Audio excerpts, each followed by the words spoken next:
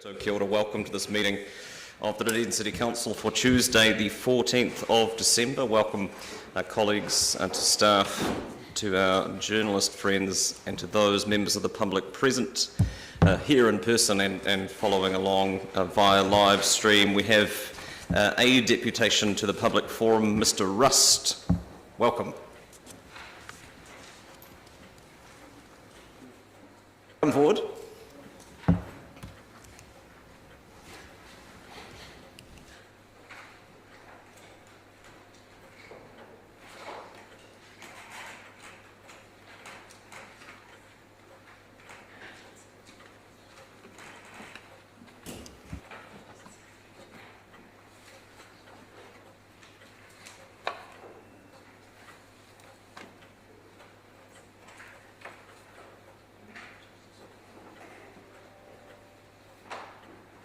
Leave the mask on, or do I take the mask off?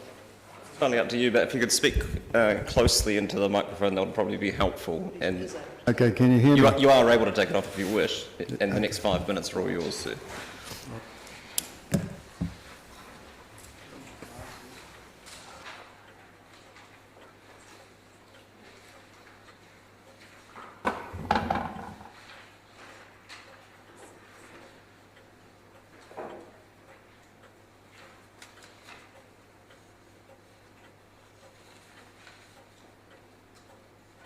Can everybody hear me clearly?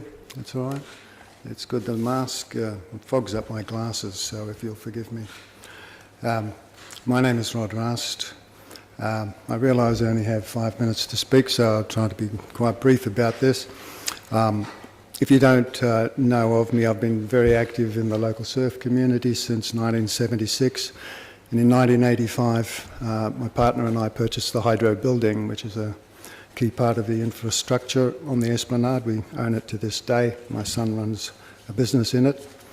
And I hope that you all have a copy of this cover sheet and a copy of a petition which I am here to deliver to Council today. It's on behalf of the local businesses of the St Clair Esplanade, not just some of them, all of them. And we ask that the DCC repair the St Clair poles back to the groin as it was before any more money is spent on other coastal work.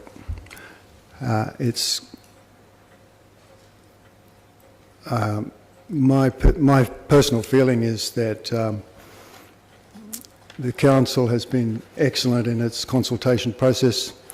We're very, very good at meeting with people, but we still haven't seen any action in quite a few years of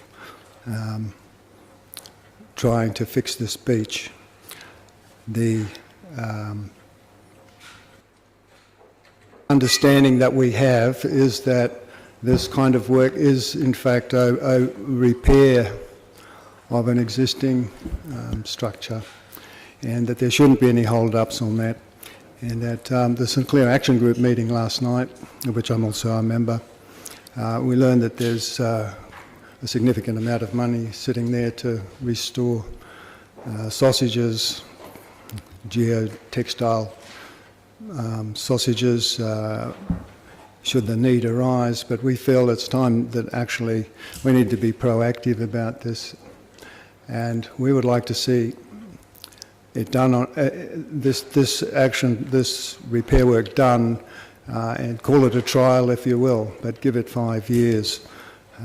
We have the precedent of the pier being constructed at the northern end of the beach at St Kilda to extend the sewage outfall for Tahuna. Within 2 years there was tremendous build-up of sand around that. People were absolutely amazed at how good it was, and the surf was good as well.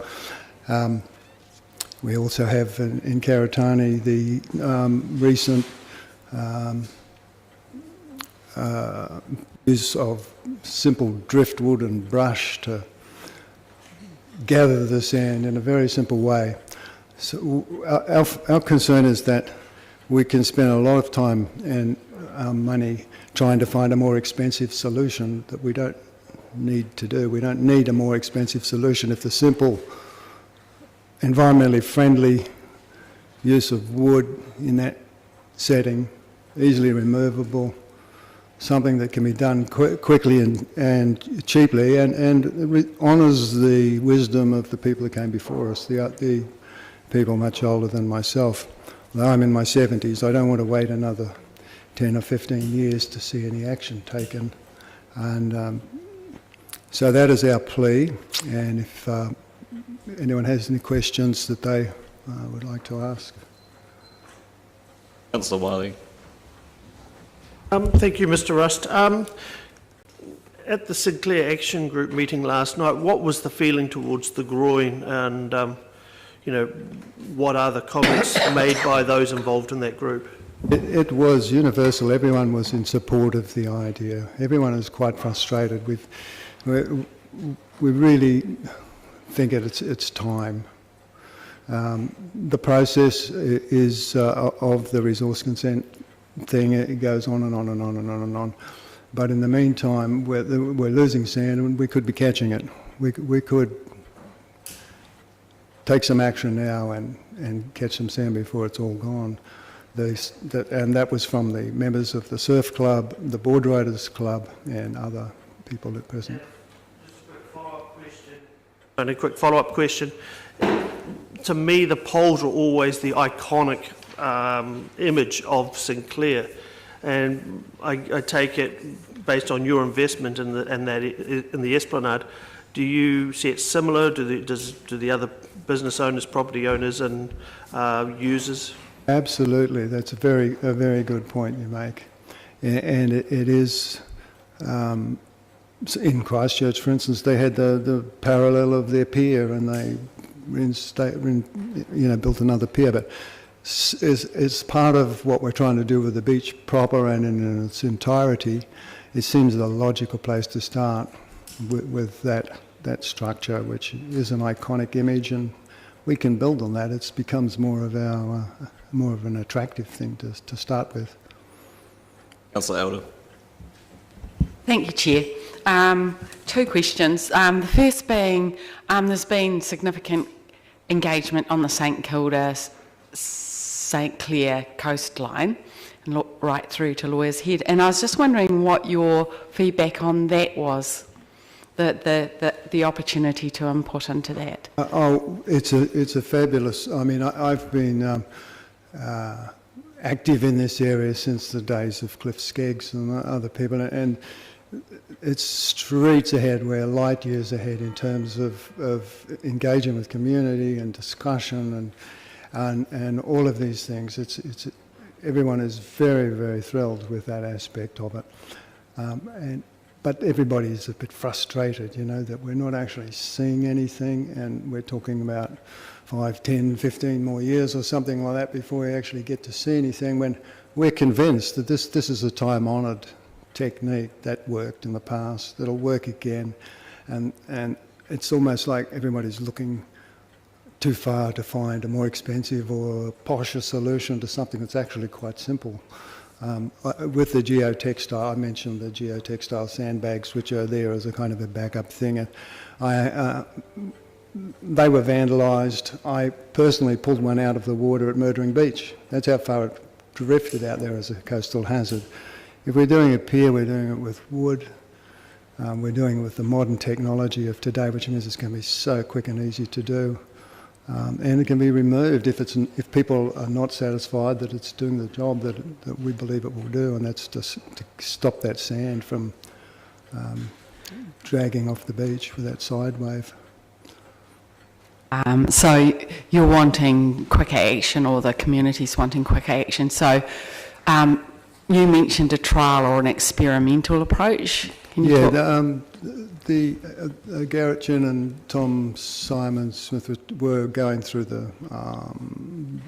the draft plan with us last night, and I've been through it myself and beforehand. And there's a lot of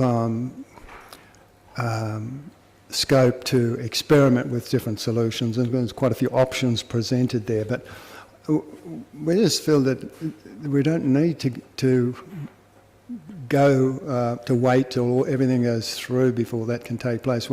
If this can be done as a repair of an existing structure, which is how we see it, the reason why the last of the poles went down was because of the sand sausages, which cut adrift and were wrapping around the poles and forming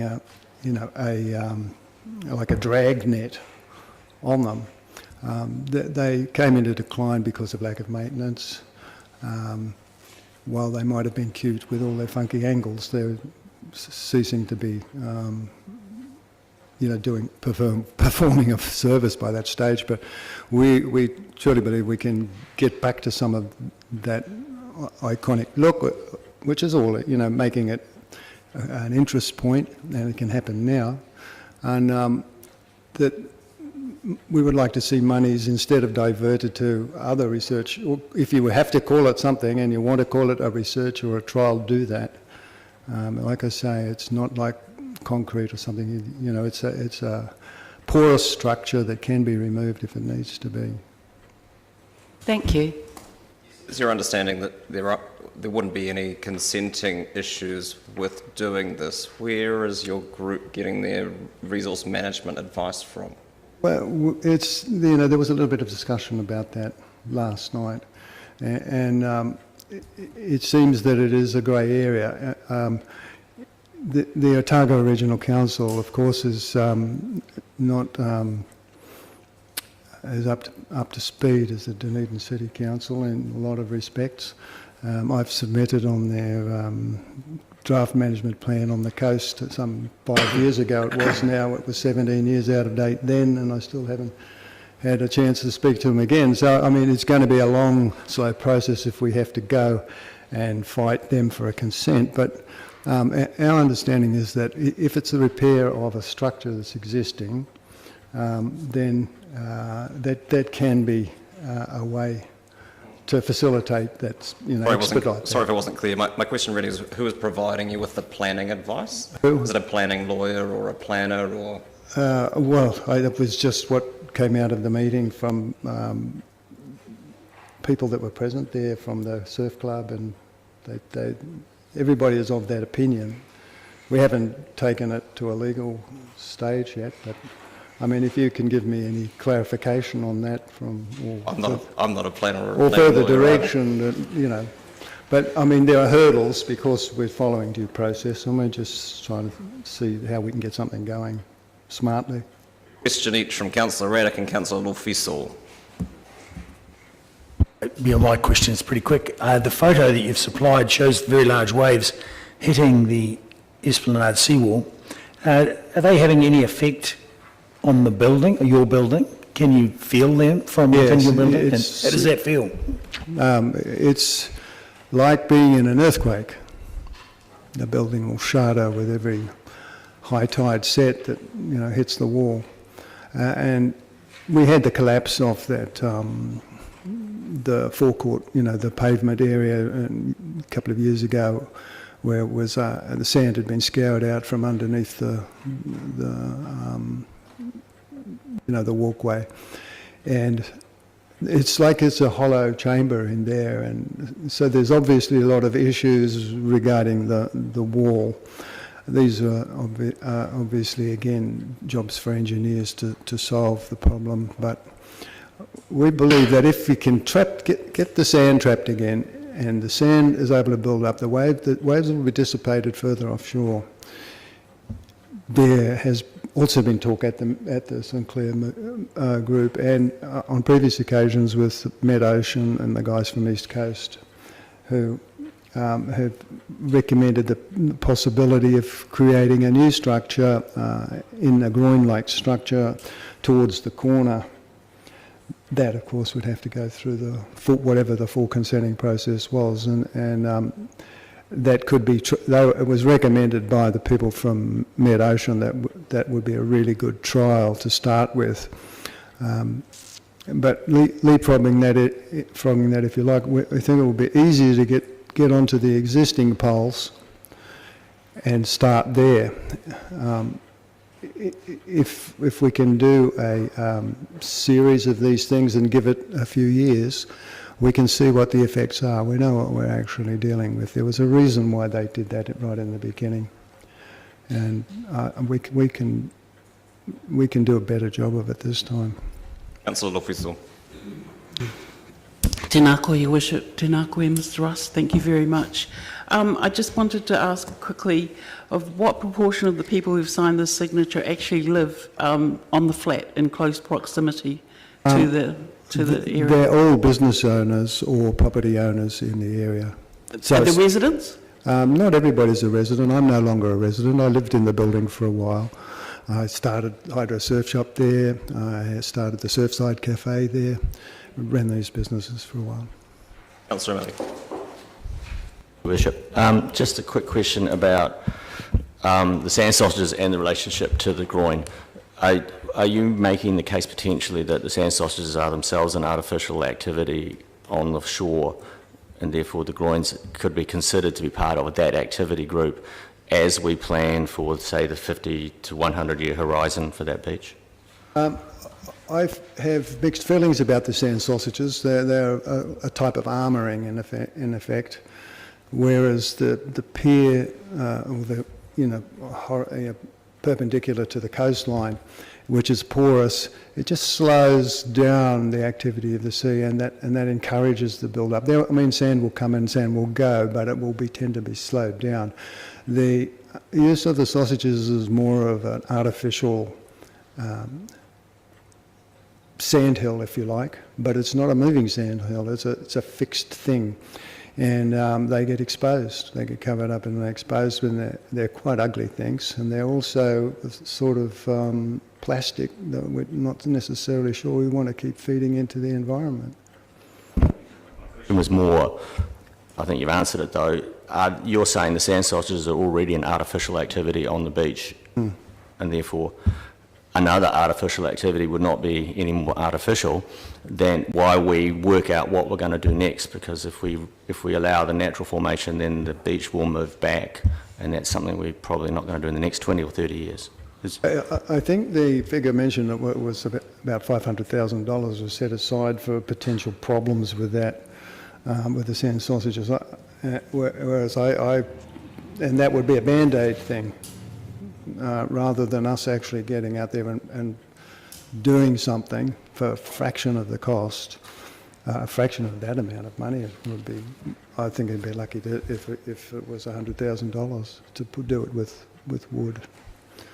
Whereas that would potentially already start saving sand and mean that we wouldn't have to have plastic sausages on the beach. If we can, I'd rather have poles for sure. Thank you, Mr. Russ. This morning. We'll move on to the meeting proper. Apologies. We have an apology from Councillor Hall for lateness or potential absence. Seconded, Councillor Gary. Thank you. All those in favour?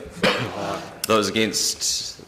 That's agreed. A confirmation of the agenda. I'll move that Council confirm the agenda with the following addition: that item 20, approval to grant electricity easement to Aurora Energy Limited, Part Mosgiel Memorial Park, etc., be received and considered at the Council agenda in terms of section 46A7 of Lagoima.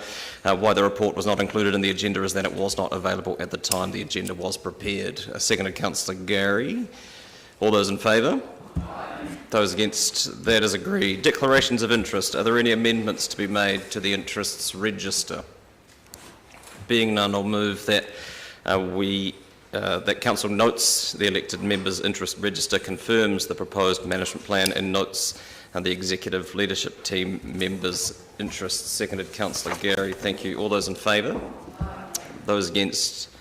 That is agreed. Item 5 is confirmation of minutes, and I will move that Council confirm the public part of the minutes of the ordinary Council meetings held on the 27th of October, the 23rd of November and the 7th of December 2021 as a correct record. Seconded, Councillor Staines. Thank you.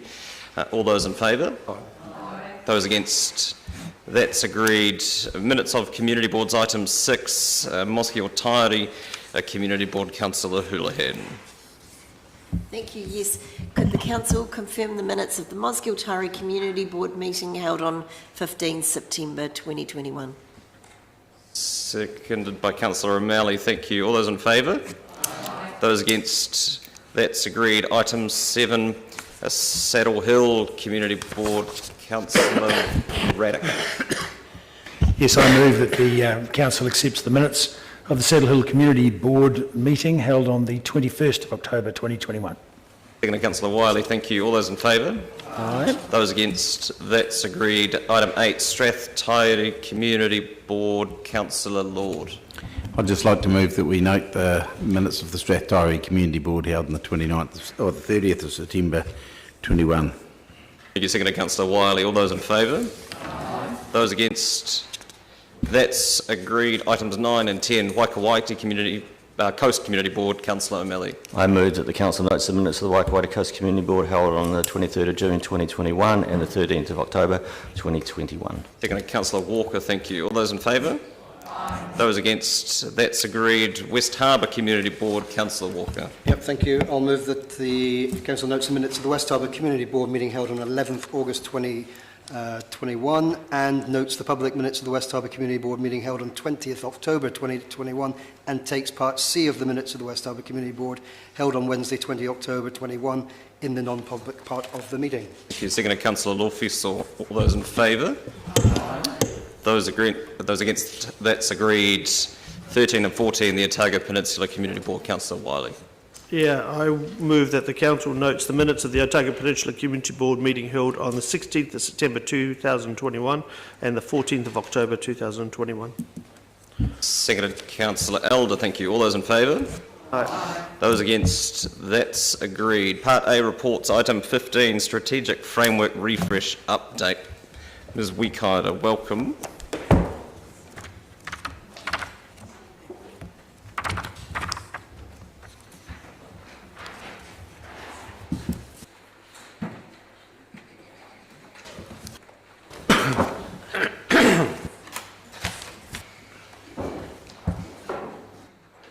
Anything from either of you by way of introduction?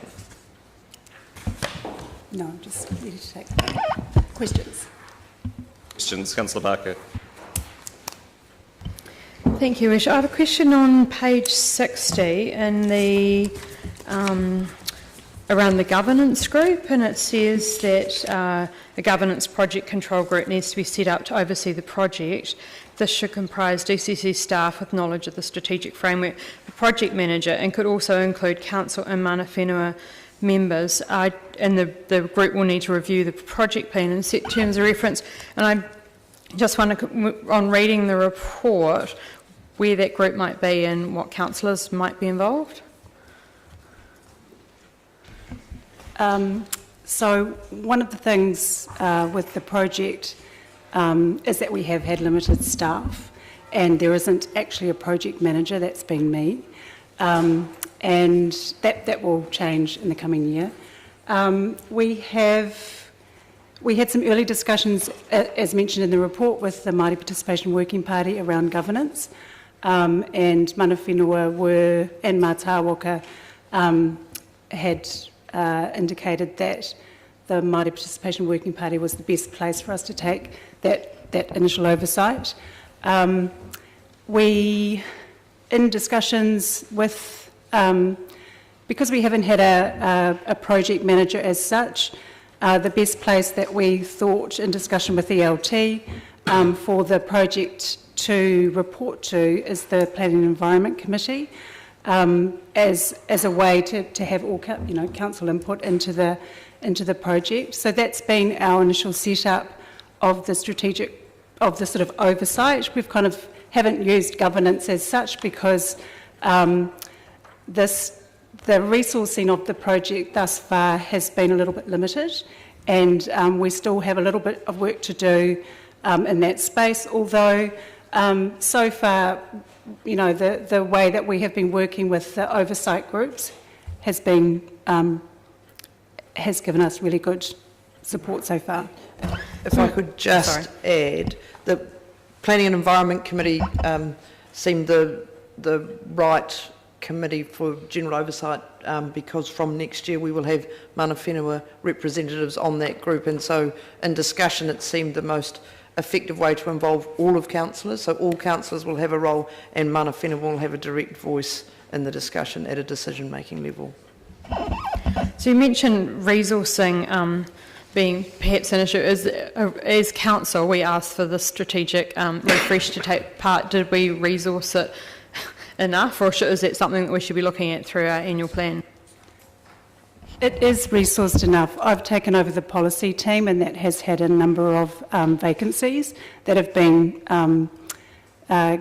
some of those vacancies have been long-term vacancies, and that has recently been addressed. And so from early in 2022, we will have a full team and a full team of people leading the work streams.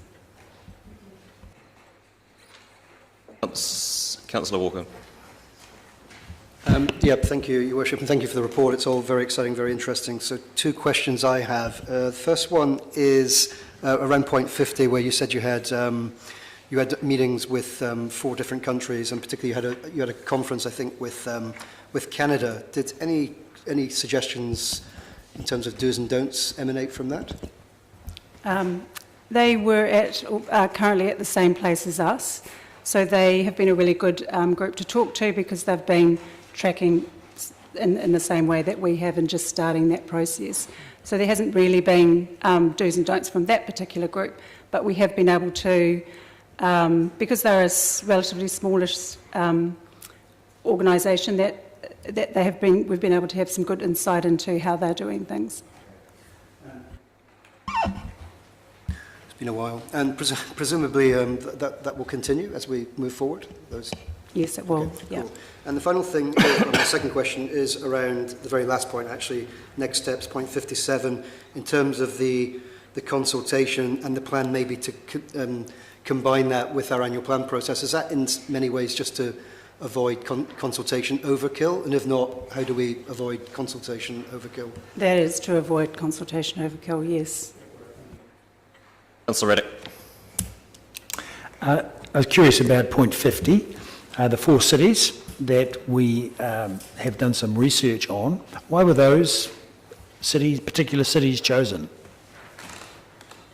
As part of the Thriving Cities methodology, there's quite a lot of research and website information on the methodology, and part of the methodology is about if you use the Thriving Cities model, then you share that information with the rest of the world.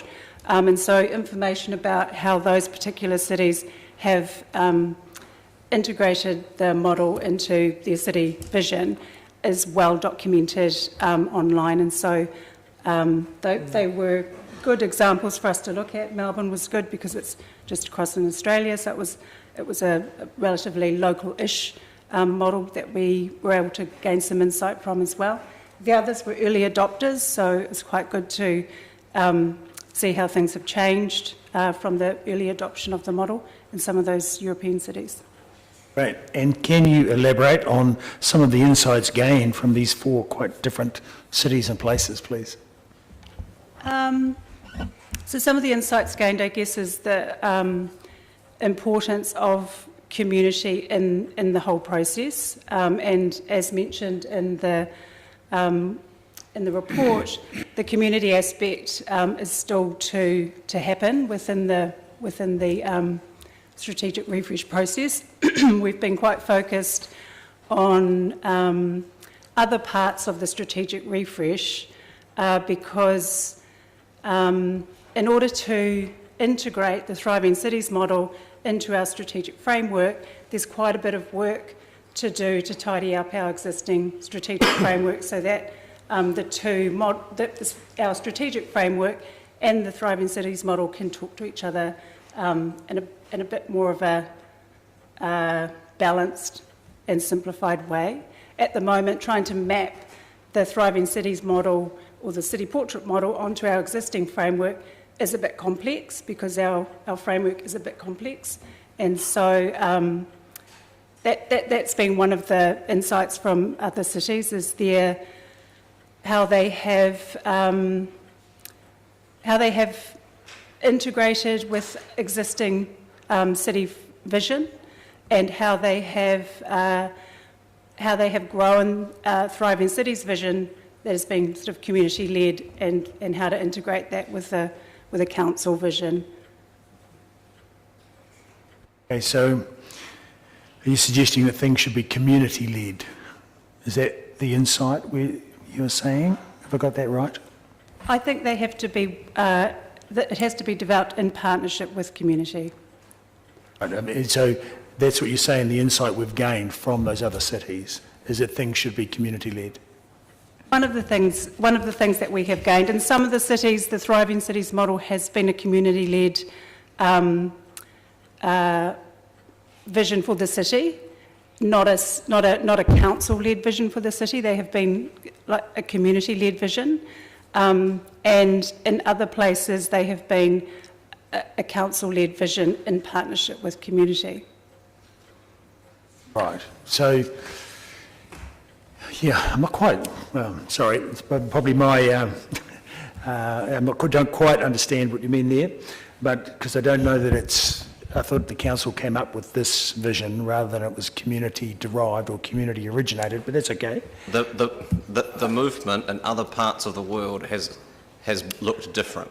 So in some cities, it's been led by community movements, and in other cities, it's been led by subnational or local governments. Right. So what does that mean for us? What is the insight for us? It means that regardless of which of those approaches you take, community is critical to the success of the work we're doing. Right. So then, looking back to the previous point, how does that link in with the residents' opinion survey and the quality of life survey that we do at the moment? Well, the Thriving Cities is a model to engage city residents on a vision for the city, on what it means for the city to thrive across 4 different lenses. And the ROS survey is a survey that asks residents what they think of the council. The Quality of Life survey is a survey that asks residents about how their life is going. So they're quite different. They're quite different things, although those surveys are and will be important tools to use as a way to inform any vision for the city or any strategic planning for the city. Councillor Lofisel. Tēnā koe, Your Worship. Tēnā kōrua. My question is following up on Councillor Barker's question about the involvement or needs of governance, councillors. So I note that 2 kotahis being developed. And is there any, is training for governors going to be a feature of that? Yes. Thread. Thank you. Sorry, kia ora. Yes, it will be a feature of that Māori Cultural Capability Plan. Councillor Elder. Thank you, Chair. Just a question just regarding governance again and looking at community wellbeing, which is the 4 wellbeings. And was there any consideration of pulling other people in the governance group from, say, infrastructure or community and culture and things like that? Because in fact, the 4 wellbeings sit across our strategies. So this proposes that the Planning and Environment Committee, which is a committee of all councillors, acts as the governance group along with the mana whenua representatives. And there will be workshops across those 4 strategies for everybody. That committee, which is all councillors and the mayor, will be the group that is tasked with the governance of this work. Thank you. Councillor Gary. Thank you, Your Worship. Thank you, Ms Wikaira, for the report. It was excellent. Councillor Lefiso has asked my question about cultural capability. I was pleased to hear your answer. I just wanted to pursue the cities that we are looking to see how they've done this, and I'm particularly struck by the fact the community often looks at those large cities and goes, nothing to do with us, not relevant, too big. I don't necessarily agree with that, but Nanaimo, and I don't know if I pronounced it correctly, now I'm assuming that is a city that is on the east coast of Vancouver Island. Do I have the right place? I believe so. Yep. So I was struck by how significant that place was in terms of relevance. Would it be true that that's helpful to us because it's an island context, it's a smallish city, and there are aspects that are similar? Yes, it is. There are distinctive aspects about the city that are similar to Dunedin. One of the and one interesting thing that that there has been a conversation about is their inclusion of the Indigenous peoples of that place. So that's been an interesting conversation as well. That's excellent to hear. Thank you. And I wanted to ask a question about paragraph 42, which is levels of service work stream. And I just want to check, and I'm assuming that in the review of the levels of service, we'll be looking for meaningful levels of service that are relevant. Would that be correct? Excellent. Yes, that's just wanted correct. to check with you. Thank you. Thank you. Can I just ask a follow-up question on that, and it's around timing? If the implementation of the strategic framework is from January 2023 onwards, and it's not much more than 6 months after that where we would be considering a draft 10-year plan for 24 to 34, is that, to what degree can the levels of service work happen in parallel versus have to wait until the higher level strategic work is finished to inform that review? They are working in parallel. The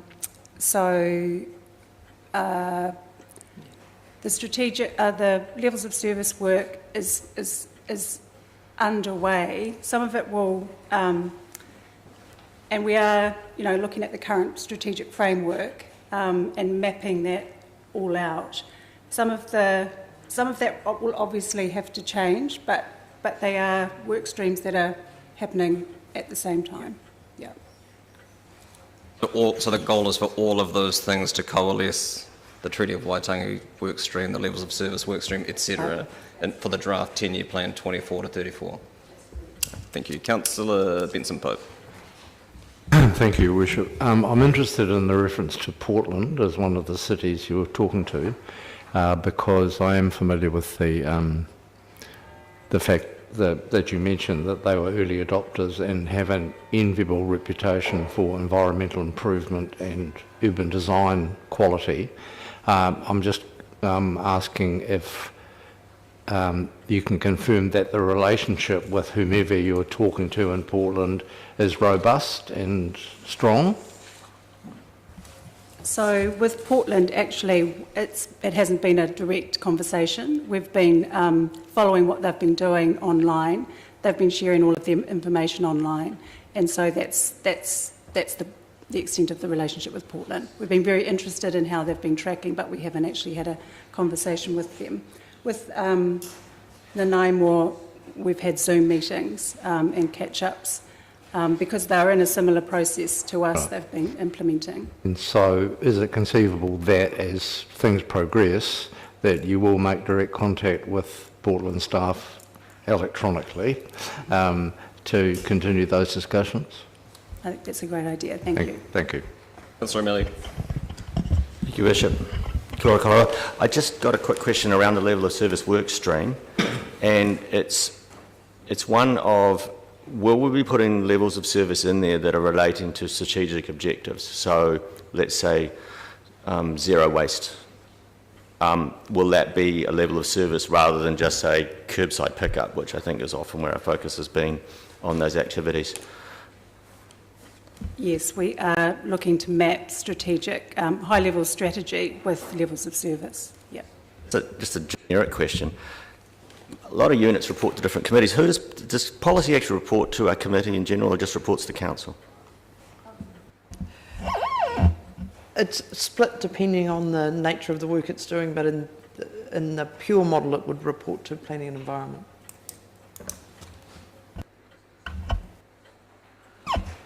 Councillor Barker. Thank you, Worship. My question's around the city portrait that I'm very excited to see, and I see that it says that there is an initial draft city portrait and there's going to be more work on the development, and because I'm very excited about seeing it, I wonder if there's a timeline about when that might be revealed. We hope to be able to give workshops for councillors on each of the work streams where we can share that information with you then in early 2022.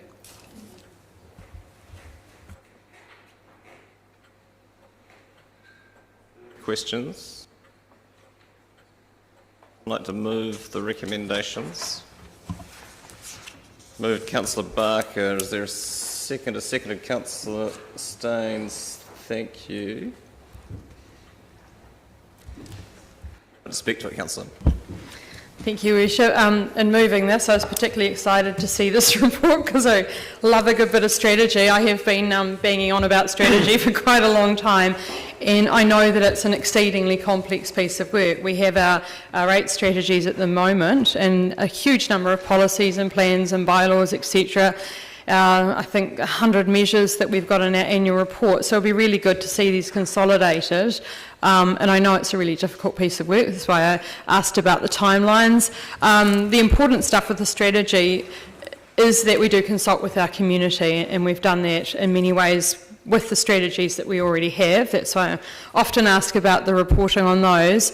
This is going to be a long process, so that's why I asked about the governance as well, as to make sure that councillors are completely involved, because we are part of the community as well, and oversight of this. And I certainly look forward to seeing our city portrait, which will be very interesting and help us guide us towards our future of hopefully 2030 carbon zero, our waste management, and our, it looks like 4 wellbeing strategies that the government's going to charge us with. And in talking about the government, we're doing an awful lot of work that is, I guess, inflicted upon us by central government, and that also makes this a really complex piece of work. So I was really glad to hear that we're also filling some of those vacancies that will help us go forward.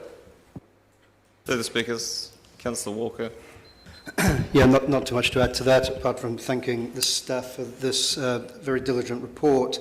And I think we should all recognise, as promised by our CEO when she took the job, that she was really keen to make sure this council is looking to continuously improve and progress. And I think this strategic framework refresh is about council's desire to look to continually improve.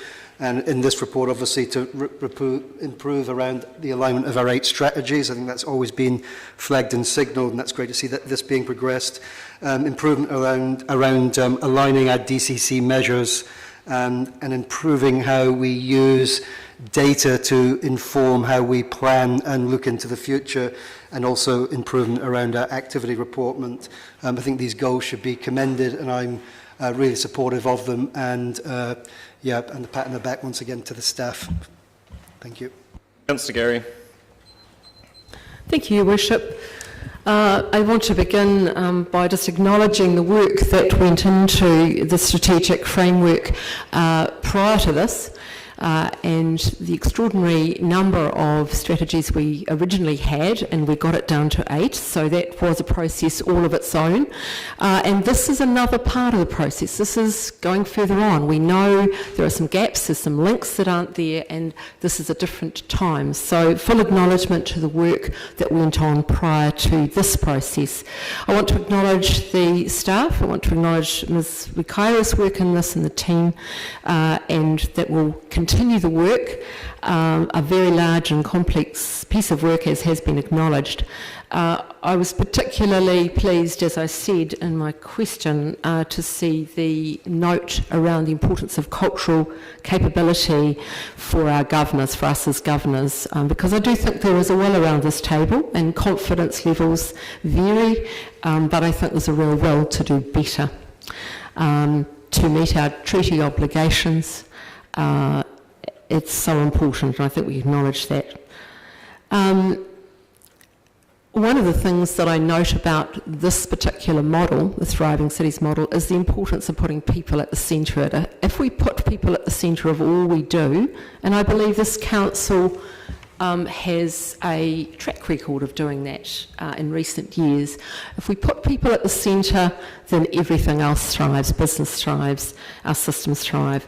And so this is part of that process. I was particularly pleased because often in the community we'll look at something like this and go, Amsterdam, Melbourne, Portland have no relevance. They're much bigger. It's not relevant. I disagree with that. But I was particularly pleased to see Nanaimo because I've been there and I realised when I checked it on the map. And I think it's very relevant because of the context of it on an island, on Vancouver Island, and for the reasons that Ms. Wikaira mentioned this morning. So I think we've got some really good models there, and we can learn from other people on this journey, and it's going to be a very positive journey. So I look forward to the work being done. It's part of an ongoing process. It's not to say that what was done before was wrong, bad, or incorrect. This is taking it further, and we're in a different time. Thank you. Councillor O'Malley. Your Worship, I'm glad to see this coming in front of us now too, and this work proceeding as it is. I guess my general feeling is that if strategies are executed effectively, our role in oversight is rather freed up, and we can concentrate on long-term strategic objectives rather than doing in-house design, which is sometimes the favourite activity of many councillors. And that's why I asked about the level of service, because if it focuses on long-term strategies as well as immediate services, then it allows us to make sure that the delivery of this refresh will in fact be successful, because we will be constantly looking at the relationship between our strategies and our activities. So I'm looking forward to see how this plays itself out. And I will touch on Councillor Gary's point, and a number of councillors today have already brought it up. That's the cultural capability training in point 32, and I just encourage that in the future, after staff, there'll be the term and councillors in each of those reports, so as we move forward on that. Thanks very much. You, Councillor Reddick. Yes, I'm pleased to see progress on this, and I like, the look of the donut and how it is all playing out into our strategies. And I think the critical thing is that hopefully these strategies will take us forward as a thriving city, because right at the heart of that is community, and right now, as we'll see in our next paper, the community is not feeling that they are being listened to, despite some consultations that have got on. There's a very strong feeling coming through in the latest Residents' Opinion Survey that they are not being listened to. So I hope that this strategic framework refresh will go some ways towards addressing that imbalance and tightening up the situation between what the people think and what is actually done in here, and what our overall strategies are, and how the people of the city see them carried out in practice. Councillor Official. Tēnā koe, Your Worship. I'd just like to add to colleagues' thanks to the staff, and I thank the mover. And I just want to recall in the past triennium when Councillor Elder and I were fortunate enough to attend a localism symposium run by LGNZ. And I just note that the Mayor, Mayor Cull, who was also the president of LGNZ, at the end of that symposium was at pains to emphasise to us in the room that localism is about power sharing, and that we should be very keen to support it, but also acknowledge that it means power sharing with the community. So I'm looking forward to this, mahi. Councillor Houlihan. Thank you. Yes, anything I think that has a holistic approach and looks at things from a sort of a more holistic approach, I think is a good thing, and I think this certainly looks like it does that. It also has quite a strong cultural integration And I think working from that point of view is a really positive thing. And I also am hearing again and again through the report that, you know, it's about community, and it's a bit like it's about the people. That saying, how does it go? Anyway, that one. But it's about people, and everything we do is about people. It's all about people, and that, I think, has to be the core of everything we do. And so if from this refresh, it means that we engage more with people, that we listen more with people, I think that's a really good thing.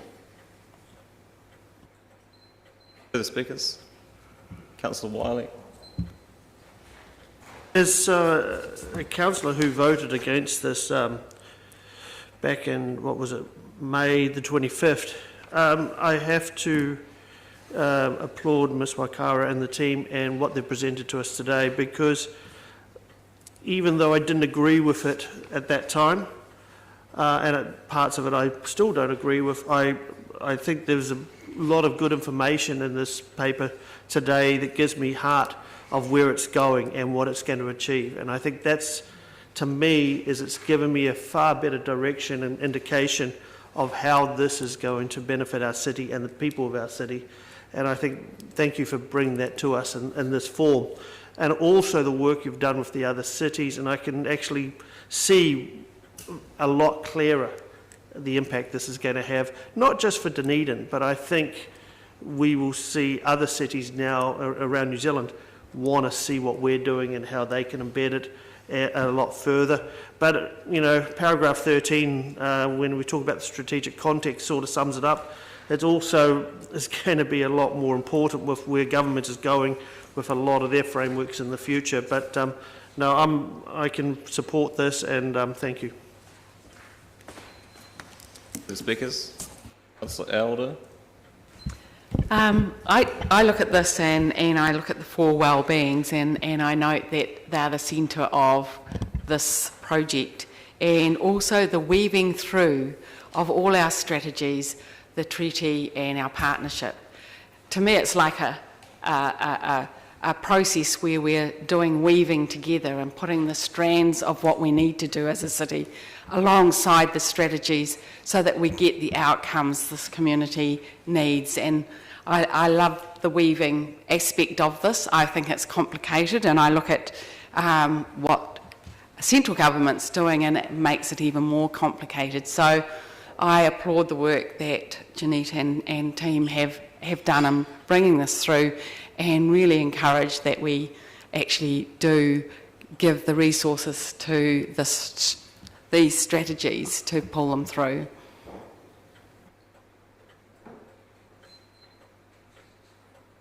When speaking to this, the four well-beings aren't just at the centre of this document. The four well-beings are at the centre of the purpose of the Local Government Act. It's what we are charged with delivering on for our communities. And as a governor sitting around this table, it is great to see papers that traverse long-term, big-picture, strategic thinking around how this organisation is responding or planning to respond in delivering against those well-beings. And similar to Mr Rowe's paper that came to our previous council meeting setting out what we are doing in the South Dunedin Future programme, this is great to see a plan mapped out for how this work is going to be conducted and how it fits in with all of the other things that we are doing. The single biggest job we have as governors of this organisation is setting strategic direction and setting strategy and policy, and then of course resourcing that work and measuring performance. And of course we're not a commercial board where that may begin and end.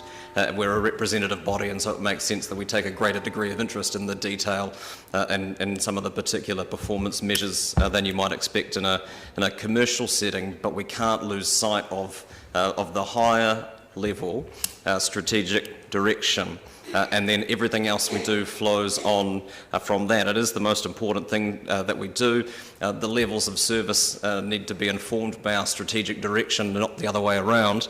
And certainly then we can move on to a conversation around how you measure those levels of service. And it's a round of conversations we've had in our previous committee round, whether they are adequate or appropriate in terms of measuring the success of various council services and various council activities. No doubt that will be traversed soon, and there are plenty of comments that could be made about a number of papers that are on our agenda today, because we know that what gets measured gets managed. And I think about some of the metrics that we have, for example, around the public art gallery and the Paimanu exhibition that opened over the weekend may not attract the same volume of people through the door as the Yayoi Kusama show or Oliver Eliasson's Lego show, but it's easily more important than both of those things put together.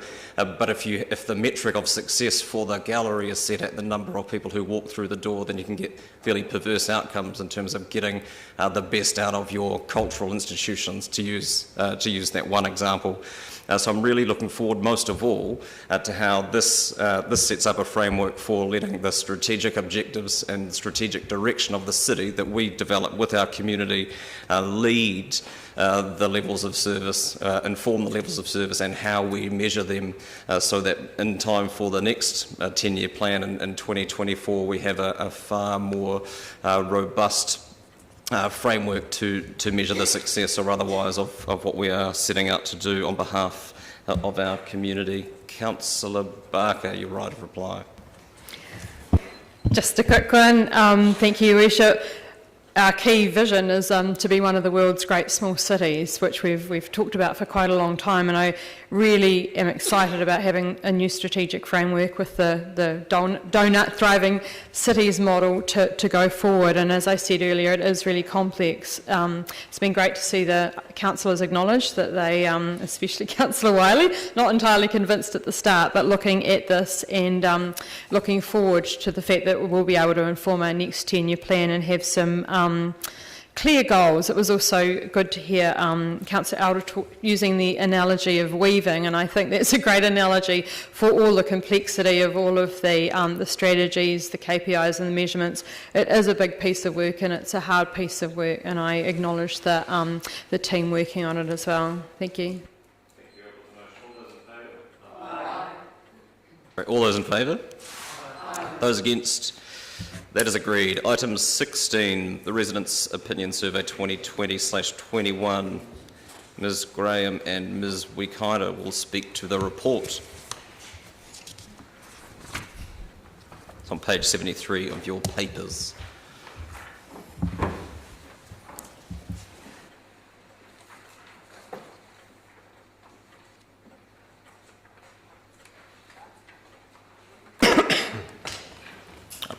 Questions, councillors? Councillor Benson-Pope. Thank you, Your Worship. Three or four questions. The first one is, much and all as it would be impossible to quantify, would it be reasonable to assume that in a social climate where there are other wider, New Zealand-wide issues around health and restrictions on behaviour, that might have some effect on the overall results in this survey?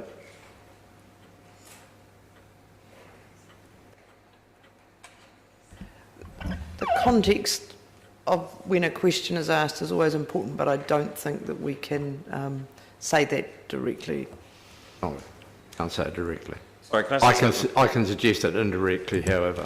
Can I ask a follow-up question to that? In terms of trying to provide context or interpolation, however, in whatever way you can, have staff given some thought to whether that is easier or more difficult to do if the sample is taken at one point during the year as opposed to using the more recent rolling average approach? Or at least is that something that is worth considering? That is something that we are considering. So that way then you would have, say we did it today, you would have the context of today, and you would know what the variables were that might affect people's responses. Sorry, Karen. Because I was interested in another element, I asked for the survey, which has been circulated, and thank you for that. I was delighted to see that there was a strong control mechanism for checking that the people who were commenting on Service X had actually used it. So I'm more relaxed about the fact that users are talking about things they're familiar with rather than just making speculative comment. But there are clear internal contradictions nonetheless. Like last time, the example of pressure for more roadworks but fewer road cones was obvious, and I'm not sure how you would avoid that. But I think there's still need for work to be done on the questions, and the one I want to ask you to look at is the one about services. The example that came to mind when I went through it was asking people for their satisfaction level with parking control. Now, I don't know about you, but I don't like getting parking tickets, and I'm sure the responses weren't about the effective operations of our parking wardens to ensure the churn that provides plenty of car parking. So do you think there's a need to re-examine questions like that, given who is going to say they're super happy with parking control is what I'm asking. Do you see the issue that I'm raising? All right, the third question then is about a clear demographic imbalance when we looked at the age distributions, and I understand that they are all weighted to redress that missing younger element. Are you confident that that weighting achieves that goal?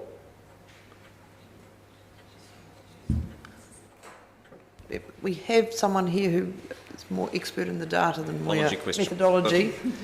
So if you just introduce yourself. Hi, I'm Jessie Wu from the Corporate Policy team. So I'm one of the policy analysts that works on the Residents' Opinion Survey. I would say that the weighting is the best way to mitigate the bias that's with the sample. So it's a way for it to represent the overall population demographics. So yeah, I would be fairly confident. And a follow-up to that, to Ms. Wu, that I understand the professional approach in terms of the weighting of that balance, but there are also specific comments that people make. Is there any moderation of them? It's just that in the 50 plus, 60 plus group, there are a lot of comments made, obviously. They're also directly reported in the analysis. Are they moderated in any way, or? No, it's really just for you to see what people are saying. There's really no way to moderate that as such. It's just a flavour of what people are saying. So I think that reinforces the concern that I have, that while you may correct for the imbalance in the demographic, the written personal statement coming from a group that's overrepresented in the first place does create a bias that can't be corrected. You would agree with? Yeah, thank you. That's a question about, from a communication and research methods point of view, is there a point at which a particular demographic sample size would be so small and therefore need to be weighted so heavily that it becomes unreliable? Yes, there is potential for that. And that is one of the limitations of that, and there's really no particular way to mitigate that at the moment, because we have a very limited way of drawing the sample randomly, because the electoral roll information that we get don't divide it by age, gender and all that, so yeah. Thank you. Councillor Barker. Thank you, Wish. I have a few questions. My first one is just around benchmarking, because I've got a lovely piece of stuff here from Napier City Council, and they have a national benchmark, and I wonder whether Council has considered benchmarking our results against other TLAs? It's a conversation we've started having. Thank you. Is LGNZ doing any work? Obviously is it 71 TLAs that are all doing this work and all with different methodologies, etc., etc. So I wonder whether it's been bulk purchasing has been looked at for this? I'm working with some of the regional TAs on the approaches that they are taking, which are at this stage not linked to LGNZ, but they have some interesting, more holistic methodologies that they use. I understand that this will be part of the whole strategic framework, but I just wanted to tease that out because we've still got another year. And I just wondered, I remember when we changed providers and I signalled that I was concerned that that the way that the methodology was being reported would skew some of the results. And this is, I looked through all of my paperwork and I couldn't find the exact when that happened and how it happened, etc. But I just wanted to signal that. And I just want to talk about what the ORC were doing. And I see they did a survey with 1,700 people, and they also included phoning. Do we just do this via paper, via online, or do we actually phone people? We just do it through paper, so paper invites. Okay, because they had about 600, I think, that they phoned. And then my other question was also relating to the ORC, as they got their results last week. And in their report, they had this report recommends that staff develop an action plan in response to the survey results and report back to council. So we're obviously getting these results, and the next question is, what do we do to address them, the good ones and the not so good ones?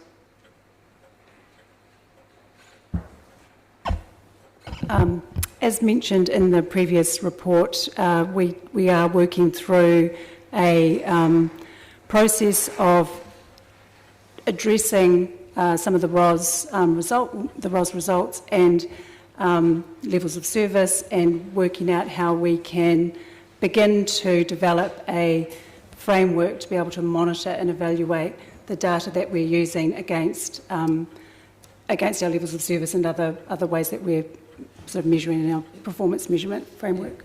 And at the same time, we're looking at ways that we communicate to our residents, you said this, here is what we're doing, and this is what you can expect to see. So we're just working out the best way of doing that, given that one of the points in the ROS was some of our communication tools may not be as the best method for communicating with our community. So we've got a few ideas about how we'll do this, but noting that some of the things that have been highlighted will take a little bit of time to change. But I think the important thing is, if we say to our community, here is when you can expect to see our change, and this is what we're doing, the communication is the key thing.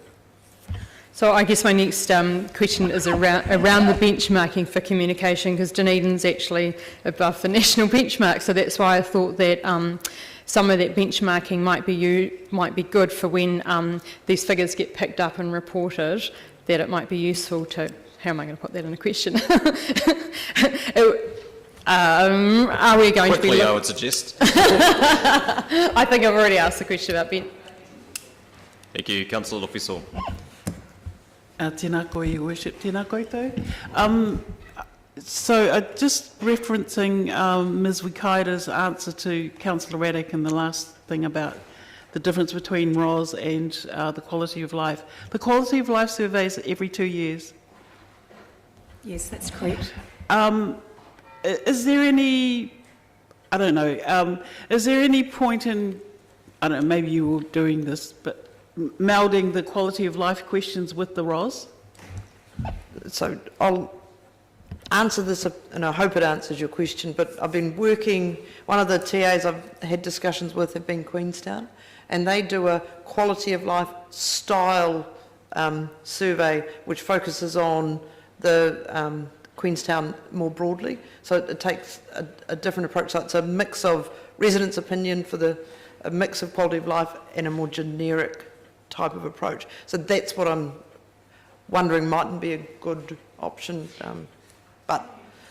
Yeah. Councillor Gary. Thank you, Worship. I think this question is probably for the CE, and that is, I think I noticed a time lag in terms of we're doing some of the work that people have commented they want to see, but clearly haven't caught up with the fact that we are doing the work or planning to do the work. Would that be your observation, either Ms Wikaira or Ms Graham?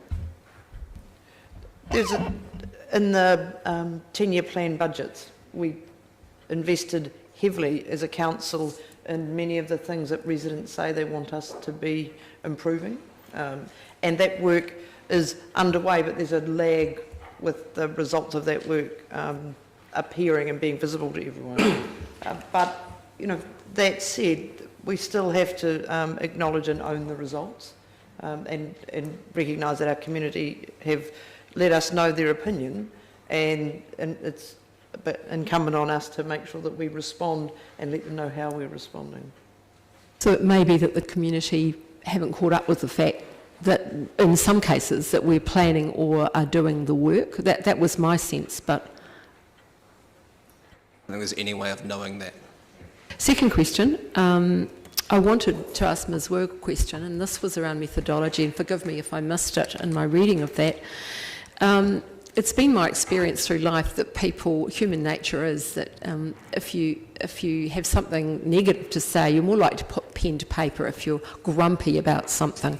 The fact that this survey is based on paper, people don't often, in my experience, take the time to comment in a positive way, to put pen to paper to do that. It's more rare. Is there any kind of weighting around that? I'd just like to say that it's actually mostly online these days. So the paper invite that gets sent online. Yeah. So I don't think there's really a way to analyse that and sort of weight against that effect. I think it's just kind of a given that you have to think about while considering the results. Thank you. Councillor Walker. Yeah, thank you, Your Worship, and forgive me if I get into repetition here, because my question relates probably to Councillor Gary's first question. My paper's full of the word contradiction and addressed. Is it frustrating to you when you read this that contradictions such as reduce rates but increase spend on infrastructure, or want to be more environmentally friendly but we want more parking, how do we in the results address those issues, and how do we address the addressed issue? For example, we're rubbish at waste, but we've resolved that problem. Infrastructure, we've put 1.5 billion in our 10-year plan. Just how do we disseminate that information to the public to avoid our friends from the Fourth Estate taking all the bad parts out of this? I'll answer the second part of that, because I think the first part isn't for me to answer, but as I said earlier, we need to look at how we communicate what we're doing, and we haven't always been very good at that. And so I think that's on us, and so we can't expect our community to know what we're doing if we're not telling them. And so I think that's the work that we need to do. And as I said, we've got some ideas about how we might do that, and it's also about setting the expectation that some of these things do take a long time. And there's been planning work going on for the last year or two, and now we're in delivery, but that will mean disruption as the work starts to happen. But if we show people what we're doing and when they can expect it, I think that's the critical thing. Councillor Houlihan. Thank you. Is there any indication that the things that people are annoyed about are things that perhaps happened quite a long time ago? Like, for example, because online, a lot of people are still complaining about the dots on the road. I mean, that happened quite a while ago. Like, is there any indication of, because people might, is it possible that people who've complained in here and are thinking of things that have happened perhaps quite a long time ago? Look, all I would say is the results represent the opinions of residents taken in bunches of 400 or so every month. And so it's impossible to know necessarily what's in the back of their minds, but they still are the opinions of our residents, and we just need to take that on board. Oh, I actually think these are a gift. I mean, businesses beg people to fill out surveys to find out what people honestly want, and most people don't answer them or don't bother to do it, and they're often not honest. So I think we've been very lucky that people have said what they think here, and so for us now, it's what are we going to do about it? And I know someone asked that before, but we've been given a gift because people have said we'd like this to improve. We know exactly what they want. What are we going to do about it? That's really the answer, isn't it? I'm not sure if that's the answer. I'm not sure what the question is. Well, I mean, is that, it gives us an opportunity to solve a problem. I'll ask a question, got a couple of questions, but one is... I just have one more question, sorry. Just around the parking, because parking came up last time in the ROS survey as well, and it's obviously a regular thing, and I know in here it says availability, but do you think, is it possible that people might be annoyed about the actual service as well? What I mean by that is that I know numerous times I've been, you know, looking for a park, and then you finally find one and you get out and it doesn't take your credit card, or it doesn't take, and something that happened that annoys, I think, a lot of people is that Texas Park went. Now that wasn't us, was it? That decision to get rid of Texas Park was not the council. It was not. No, that was, I think it was the phone companies that did that, was it? Correct. Because, I mean, I used to use that all the time, and there'll be a lot of people who did. Because a lot of people, is it fair to say, probably don't carry, you know, it's difficult for people to have cash. Is that fair to say, to pay for their meters? I don't think that's fair to say, no, or fair to ask necessarily. But I have a question at a higher level, and because a number of people are asking questions trying to get staff to interpolate data in response to our survey, and the answer is almost uniformly, we don't know why people have said X or Y.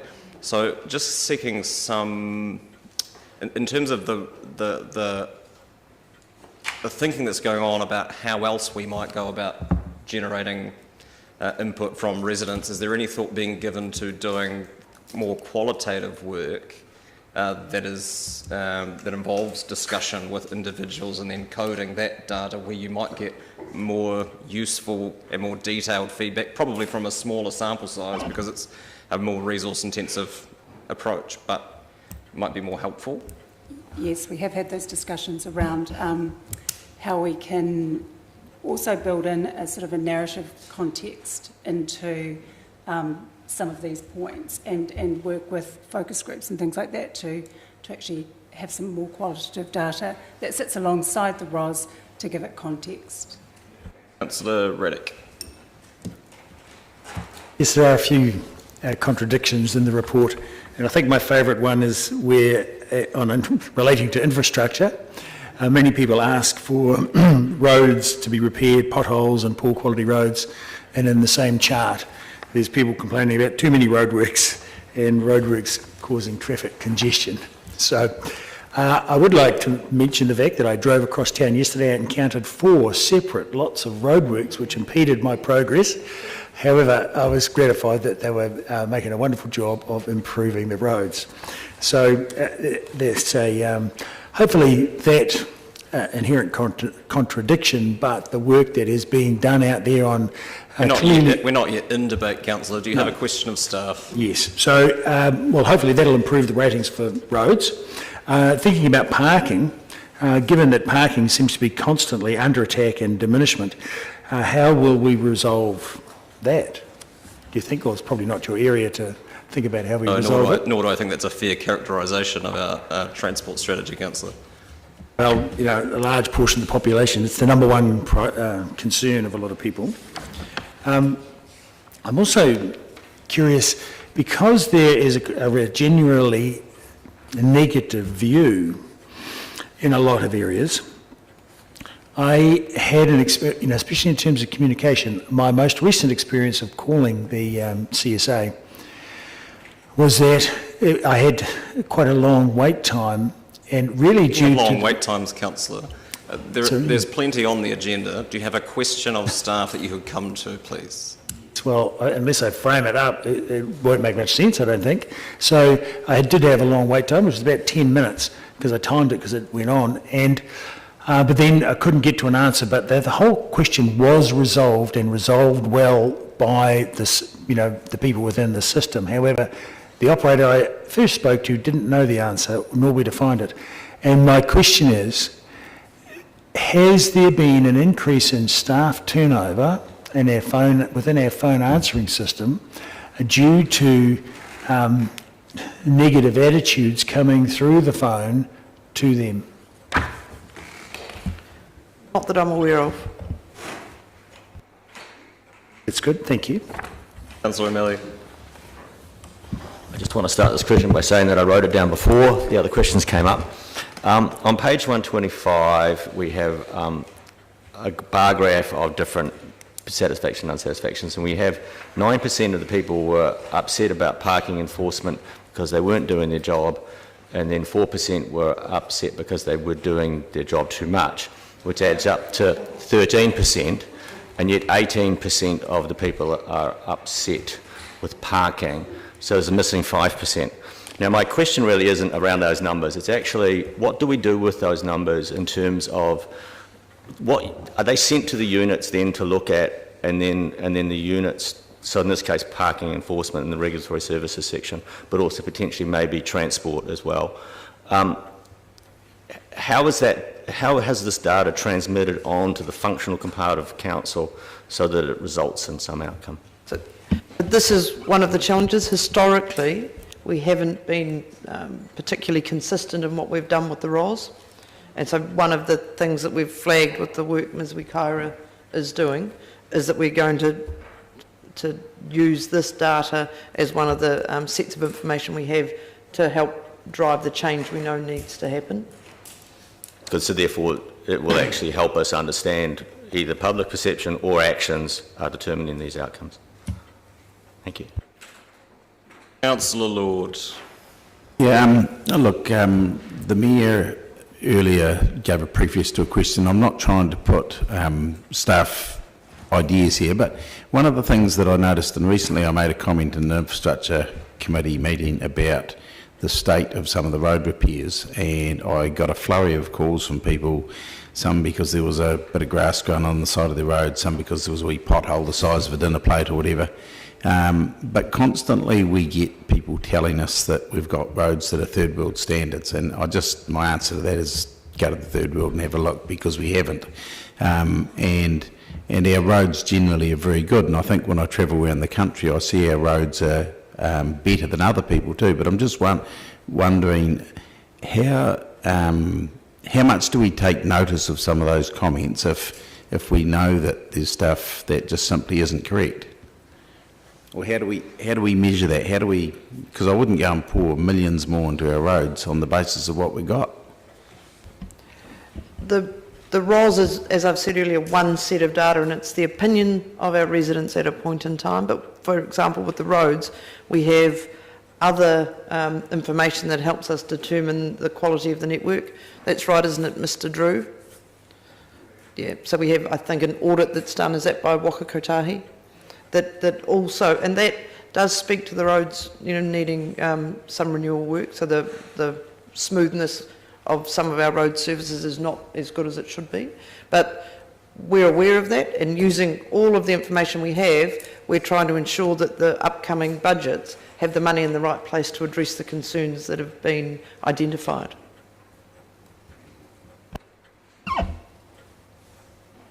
Councillor Houlihan. Thank you.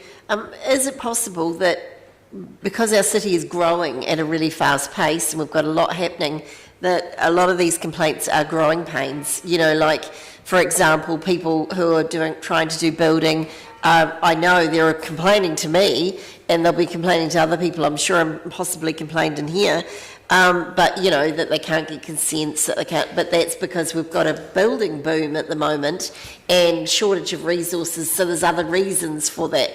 Is it possible that we are, suffering complaints partly because of the fact our city is growing so quickly? I think it's been canvassed already during the meeting, and I don't want to say it too many more times, but these are the opinions of our residents at various points in time. And I think the question about whether doing the rolling average or whether doing a snapshot in time annually is a better way, is one that we do need to consider in the context of being a growing city, because I think we haven't been that in the past, and so I think it has changed the context that we are asking these questions in. So, and possibly, but maybe is that we need to do more preparation for the fact that we're growing so fast, is that I suppose could come back to us and say, well, look, we need to perhaps, for example, I know that, like people financially are suffering because of the delays in the building, so things like that. don't want to go into specific things, but what I would say, in the 10-year plan that council signed off, we allowed for growth, and we have funded growth in a way that we haven't for a number of years. Right. Yes, so I can beat Councillor Raddick because I had to wait for over 15 minutes the other day ringing our 477 4000. Is that, have we got any goal for, you know, talking about satisfaction when people ring if they have to sit there for that long? Is, you know, I know in some places you ring, you have to wait way longer than that, but do we have, are we working on that at all? We are. Ms Austin has recently started, and she is the agency is one of the portfolios she's responsible for, and it's an area she's looking at as we speak. Right. And are we going to bring back credit card payments at parking meters because it was convenient, and when you don't have cash, is there anything we can do about that? Because every second meter you go to doesn't take credit cards. Councillor, if you could limit your questions to the scope of the That's my final paper. question. Emo Park, which now has a jaunty Santa hat on its We need to, how much do we promote Councillor that? Elder. No one seems to know Councillor about Elder. Thank you, Chair. Just about process, really. We've got this residents' opinion survey that has a lot of information for our various departments within council. So, how does that feed through to our departments, and then how does it feed through to our annual plan process? So we've been discussing the results of the ROS with senior managers, and then some of the results have been highlighted in the building of the draft annual plan budgets, which you will see in January. And then we'll have a program of continuous reporting of this information alongside the more strategic work on levels of service that Ms Wikaira is doing. And so we will aim to report back on Roswell July next year. Thank you. I have a couple of questions. I'm presuming the answer to this first one is that the electoral roll is the easiest data set that we have available to us, and therefore capturing any feedback from anyone ineligible to be on the electoral roll through either their residency status or not being 18 is just too hard? Yeah, the electoral roll is the most easiest accessible database at the moment, and yeah, to capture those other demographics, would have to think of other methods to do that. And I think it's useful to have the breakdown of the opinions of both people who use a service or facility and the general public, because it's possible that people dislike it so much that they won't use it.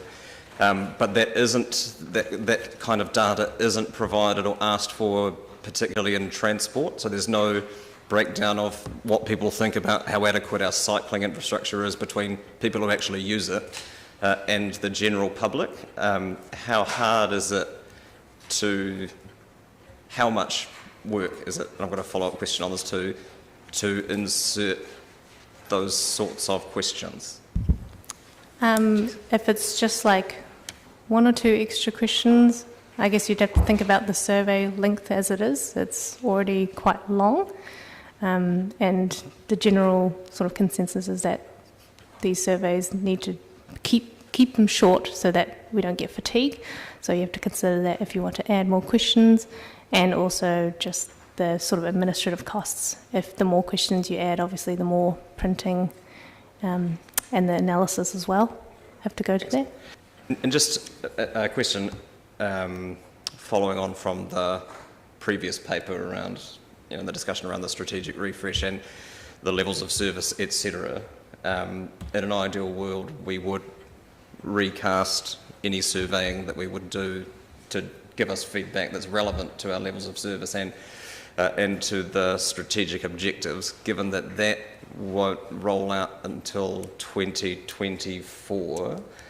How much value do you think there is? I mean, do we just ride this out basically until then?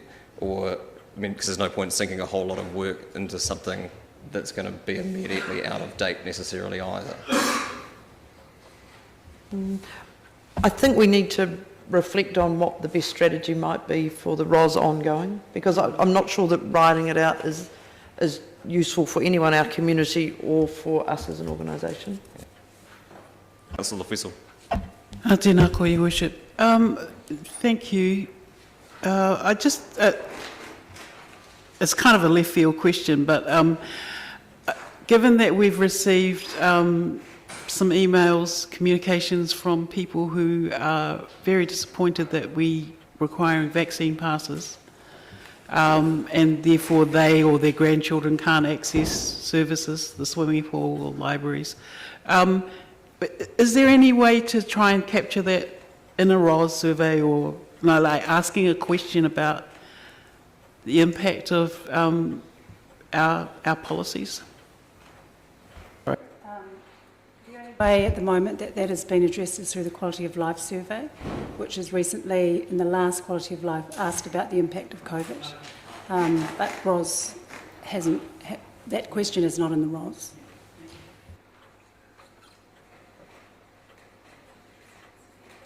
Councillor Gary. Very quick question and a very specific one, but it's around context. Why would the ice stadium suddenly sort of be right up there as, you know, I saw that and thought that is odd. It's a specific facility that specific people would use, but it's great that it is, but I was just mystified about that. Explanation that you could think of? We can't shed any clarity on that, I'm sorry.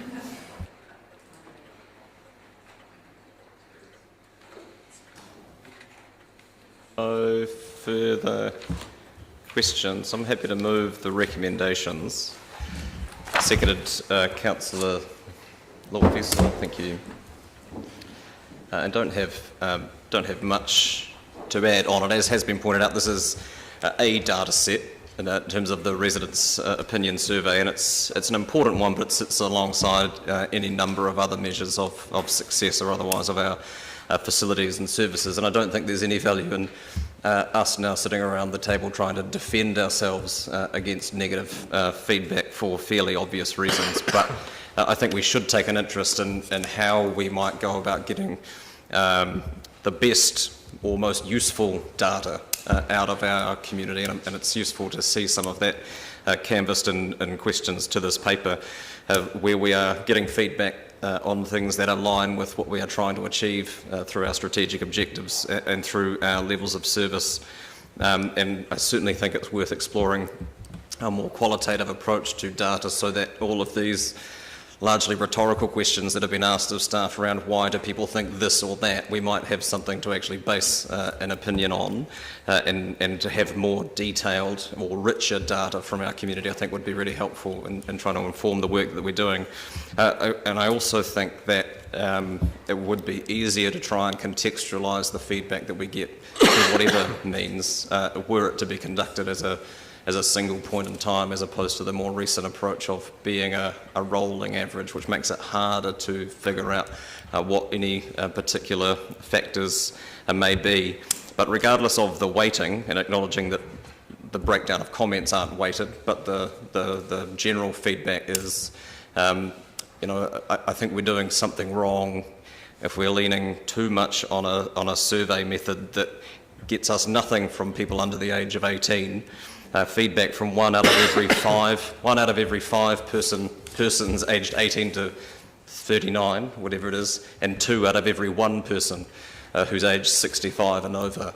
And I think we need to reflect on the method that we go about generating feedback so that we can get a broader range of inputs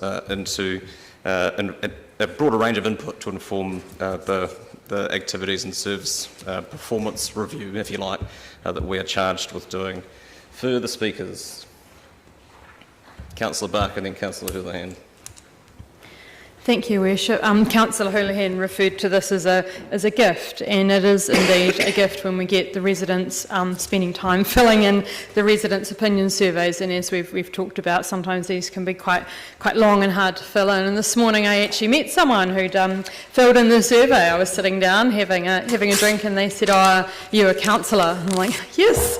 And he said, "I filled in the residents' opinion survey," and he was feeling quite angry and frustrated, I guess, about the way that he was having interactions with councillors. He'd filled in some of the fix-it forms, etc. So it was good for me, I guess, to be able to hand over my card and talk to him about how he could interact with council. I don't really felt that he felt comfortable approaching a councillor, even though he did. And when we look at, I guess, the elephant in the room, the performance of mayor and councillors, which was down 15%, I think about, well, how can we as councillors be more approachable? And that's part of that C word, I guess, the communication that we all need to be better at, so that people who have issues can come and talk to us. I also asked questions around the benchmarking, and I did ring Local Government New Zealand to see if they actually had any benchmarking, because we don't exist in a void. We exist in a world of COVID, of a lot more regulations, of people, as we've all noticed, feeling a little angry and upset about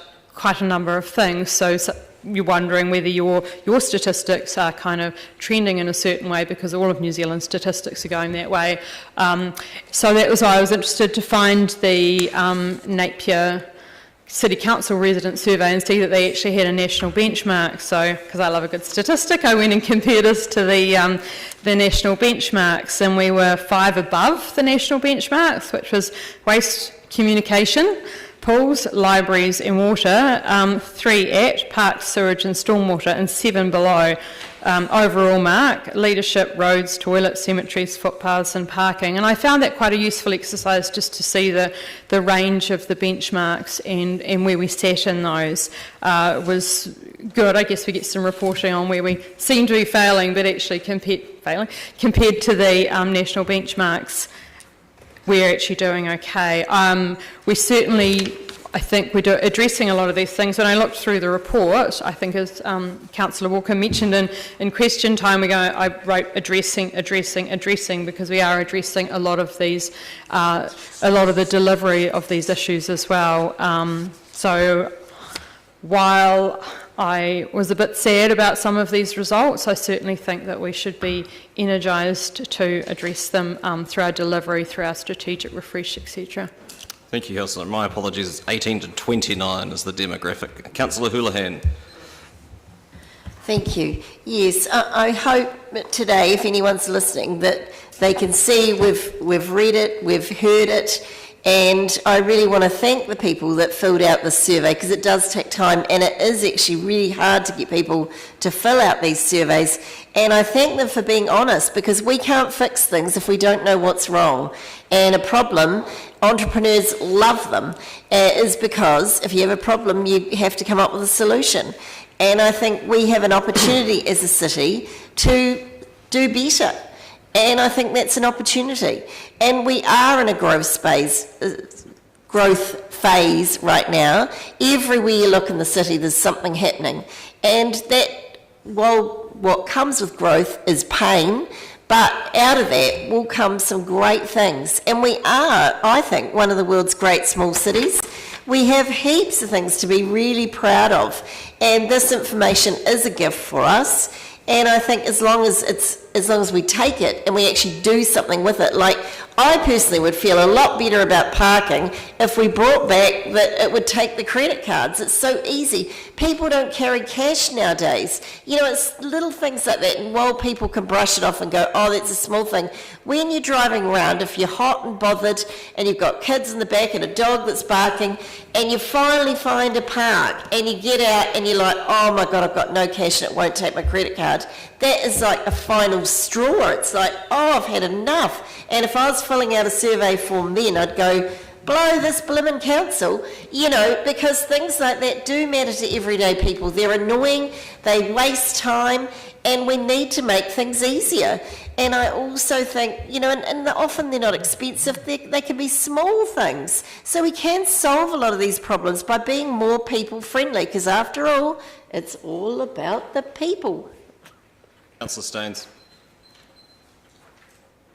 Your Worship, this ROS survey to me is always an interesting survey.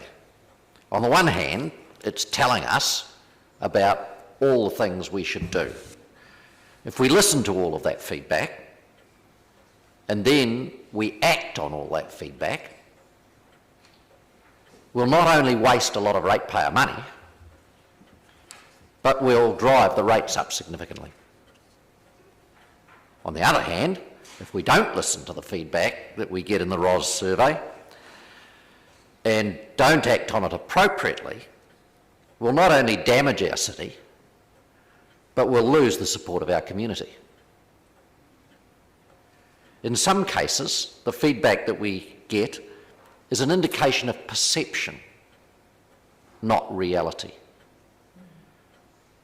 But we have to remember that for some people, that perception is their reality. And hence we do see what appear to be conflicts in what people want from the survey. That's natural enough. It's our job to look at what the survey is telling us, and through our knowledge and our staff's knowledge, understand whether there is a real issue that needs to be addressed, or whether there is a reason for that dip in satisfaction that has already been addressed. So, for instance, we see in here a significant drop in satisfaction with our water. That doesn't surprise me. We had the lead issue at Waikaiti. So, the perception is that we're supplying bad water. The reality is, we know that we aren't. So would we go out and replace all of our water infrastructure, or would we address the issue, as we have, and accept that we should have seen a drop in satisfaction? So for me, this sometimes I feel quite agitated by what I see in it, particularly when it says as councillors we're doing a bad job and we see our performance dropping. But we have to accept that these perceptions are that of our residents, and we have to be comfortable as a council, as the governing body, that we are doing something about it. So, as already been said, the ROS survey is valuable to us as if you like, the litmus paper of how people are feeling. But we should never forget that those feelings can be perceptions that we should not necessarily act on. But let's not get it wrong and not act where we know there is a real issue. Thank you, Councillor. I've had 3 speakers in favour of noting the report. Are there any speakers against? Being none, I'll put the motion. All those in favour? Aye. Those against? That is agreed. Item 17, the Dunedin City Council's Letter of Expectations for Dunedin City Holdings Limited and Group. Mr Logie, welcome.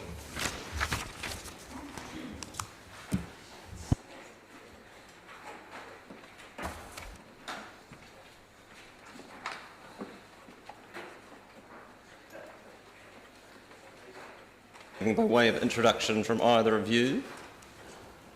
No, we're happy to respond to questions. Thank you. Questions, councillors. Councillor Lofisel.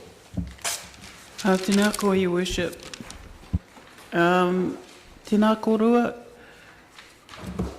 I'm sorry, I'm just trying to find the right document.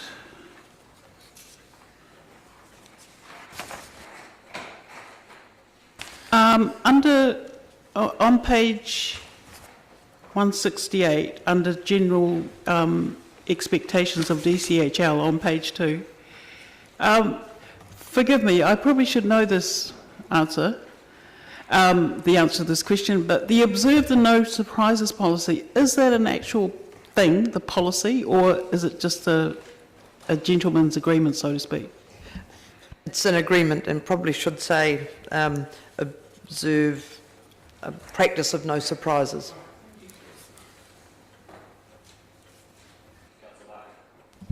Sorry, Councillor Barker. Thank you, Worship. Just putting the letters of expectation in context, I wonder, usually we get the fulsome annual reports. I see there's some in our annual report, but there's not actually the annual reports from the CCOs. When are we going to expect them in fullness to the Council? Some of the subsidiary reports have been received and are on the respective sub-websites. DCHL is still waiting for audit to be completed on theirs. So the group accounts were in February, maybe?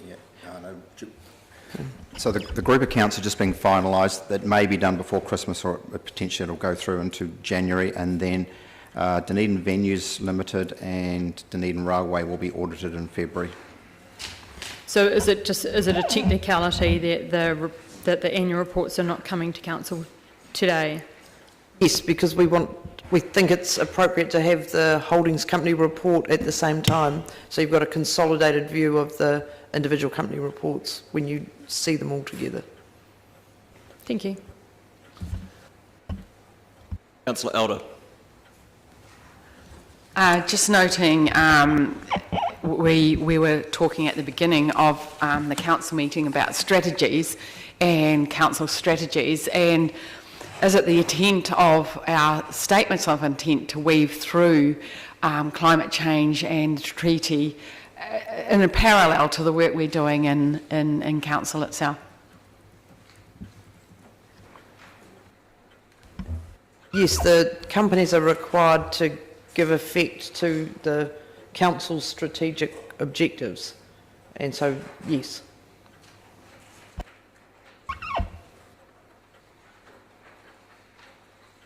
No further questions. I'd like to move the recommendations. Move Councillor Barker. Seconded Councillor Stones. Thank you. Councillor Barker. Thank you, Worship. Pleased to move that we accept that we consider the draft letter, that we authorise the CEO to make any changes and authorise the Mayor to sign this off. I think this is a really good letter, and I think we are moving towards turning council-controlled organisations into more council-controlled organisations. And I do say that with emphasis. It's good to see clarity around the dividend policy, and also that council is looking forward to its clarifying its investments. I think it's $1.4 billion worth of assets there, and we need to make them work for us. Also, I was pleased to see that their reporting was asked to be more clarified, because even though the annual reports aren't here right now, they are often quite difficult to read. I have noted that they did perform actually 91% or reach 91% of their KPIs, which comes up in the annual report next. And I just want to touch on that, because that's a great performance, but we also need to think, are we setting high enough expectations to make them work harder for us? And that's what they're there for. I think that's all I have to say. Thank you. Thank you. Just to your first comments, I do wonder, it's a question of the Chief Executive perhaps, whether considers an A is strong enough. I know that's what it says in the papers here, but are we being asked to approve that at this point? Which I took as your intention. You're comfortable with that change in wording? Thank you. Further speakers, Councillor Elder. We had a workshop the other day about how we look at our CCOs, and I think it was really, really good, because we had to look at how we use our investment portfolio to deliver the outcomes for the city, and having a more input into that investment strategy for the returns for the city and their broader outcomes like treaty and climate change is a really good move in the right direction. And so I really support this work being done in being more active in this space. So I congratulate Gavin Logie and teams and DCHL on their input there. Councillor Millie. Your Worship, I just want to start by actually acknowledging Councillor Barker's work on this. I believe she's brought a level of focus to these items that I have to confess I had never brought to the Chamber before. I had noted that a long time ago, after the Aurora event, that I thought that these council-controlled organisations should be known as council-owned organisations, because I didn't feel we have much control of them. The letter of expectation is our strategic document that we write for control.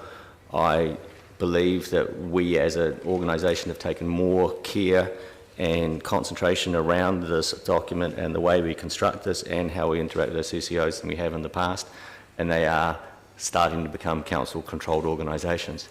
I look forward to some of the work that's going on as we look at other municipalities and how they relate to their CCOs as well, and I think that we are heading in the right direction when it comes to our relationship to these companies that we own, and hopefully one day we'll fully control. To the speakers. Councillor Barker, your right of reply. I'll put the motion. All those in favour? Aye. Those against? That's agreed. Item 18, welcome back, Mr Logie. Financial result period ending 31 October, which you'll find on page 178.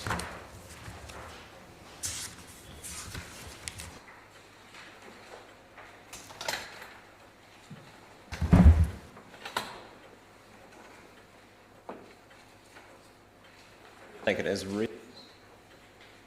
Happy to take it as read, Your Worship, but maybe I'll just provide councillors with an update. We have just completed the financial reporting for the month of November. So on page 179, we talk about the CapEx program running at 87% of budget. That has increased to 91% in the month of November. Well done, thank you. Questions? Councillor Barker. On page 189, it talks about personnel costs, and there was a favourable variance in that of $884,000.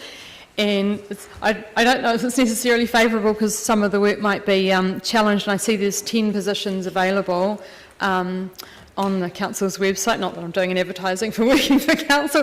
However, is the tight job market impacting on those costs, on the personnel costs and on the ability for us to deliver? I guess it's a CEO question. It's well canvassed, I think, publicly that the job market at the moment is really challenging for a lot of reasons. COVID has meant that workers have reassessed, I think, what they want to be doing and how they want to be living, and so we've seen a little bit of that. At the same time, with central government ramping up its program of work, we are competing differently with those ministries for staff, especially in skilled roles. At the same time, our contractors advise that they are having trouble recruiting. And so we always have churn, and in discussions with regional chief executives, our churn is about the same as what they are seeing, but attracting folk to roles is what we're starting now to see. That's with the roles that we have in the market. I think the CEO of the Regional Council expressed similar concerns a week or two ago. We're seeing the same things, but at this stage it's not affecting our ability to recruit or to deliver. Councillor Elder and then Councillor Gary. Thank you, Chair. Just looking on page 188 and looking over all the budgets, I note that some of those decreases, would you say they were COVID-19 related? And how has COVID-19 related to all our work streams related to getting things done or getting outputs over the last year? So maybe I can just comment about the revenue. Obviously, with the lockdown in August/September, that has impacted things like parking revenue. Obviously, a little bit less waste through the system at Green Island, and then it also impacts Three Waters revenue because obviously the commercial activity is lower over that period. Hence, the usage of water tends to be lower. Councillor Gary. Thank you. Mr Logie, can you just explain to us what the effect of resourcing issues with Audit New Zealand have had on this audit process? Councillor, that... Maybe on the annual report, Councillor.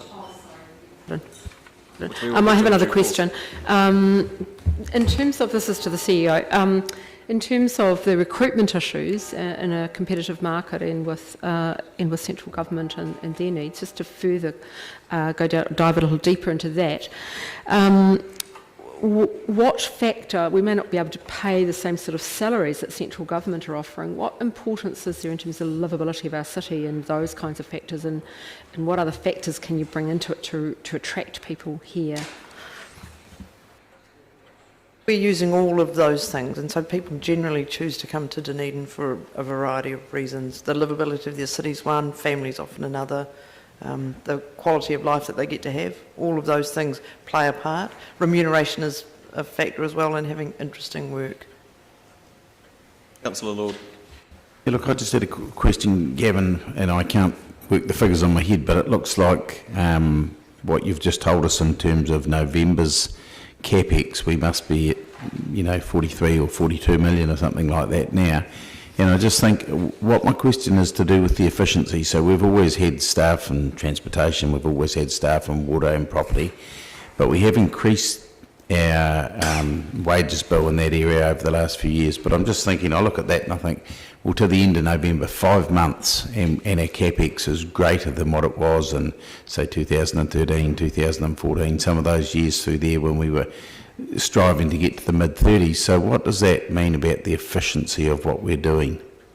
Is there a parallel there? Or? Probably all I can say is obviously when Council approved the 10-year plan, it was a significant uplift in CapEx. So the staff's job or the organisation's job is now to try and deliver on that. Certainly, I think the planning is probably better, so therefore there is packages of work that are ready to be put into the market. That makes it better for delivery, but also makes it better for the contractors in terms of their ability to tool up to deliver that work. And so I think we're maturing. At the same time, we've also procured some of our infrastructure services slightly differently. So we've given our partners, our delivery partners, surety about a pipeline of work, which means they've been able to gear up, which means the delivery on the ground is more efficient as well. No, I just think it's I'm just thinking we've had 3 years, is it, over 100 million? And this year's looking to do well in excess, so it just seems to me something to be commended. What I would say is the volume is one thing which is pleasing because it means work's getting done. The other thing is we're getting more and more confident that we're spending money on the right things, which is equally important. And the planning work that Gavin, Mr Logie, identified, that's part of it, and it's taken a little bit of time to get the right plans in place to make sure we're delivering the right work. Councillor Fiesel. Tēnā koe, Your Worship. Tēnā koe. Thank you so much, Mr Logie. I have two quick questions, and I'm referring to page 179 and paragraph 4 about revenue. So has the consenting process that was delayed, has that been resolved now, or when do you expect that Mosgiel pool funding to come in? So yes, my understanding is the pool has now been consented, so we should receive that money in the next couple of months. Obviously, the trust has to access their funders because they have to meet certain conditions. So, but we understand that should, if not before Christmas, it'll be early in the new year. Thank you. And then my second and final question relates to paragraph 7. The performance of the Waipori Fund. Are you concerned that that market decline in the last 2 months will continue? Again, if I knew the details and the vagaries of the market, I'd be. But certainly, it has. November was a month of a decline. So we just obviously the managers of that portfolio will just have to keep an eye on that for us, and we'll report at the end of December once we have that quarterly report. Councillor Reddick. Yes, just a question about the CapEx. Did the extra work delivered during November all come from Three Waters or from other departments as well? Certainly, Three Waters is the area that's spending. And was a significant component of that the replacement of pipes in Waikoaiti?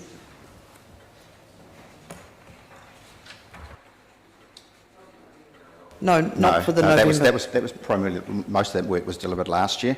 But certainly it is the renewals. So to the end of October, the renewals was $3.4 million over budget, or over, yeah. Councillor Elder.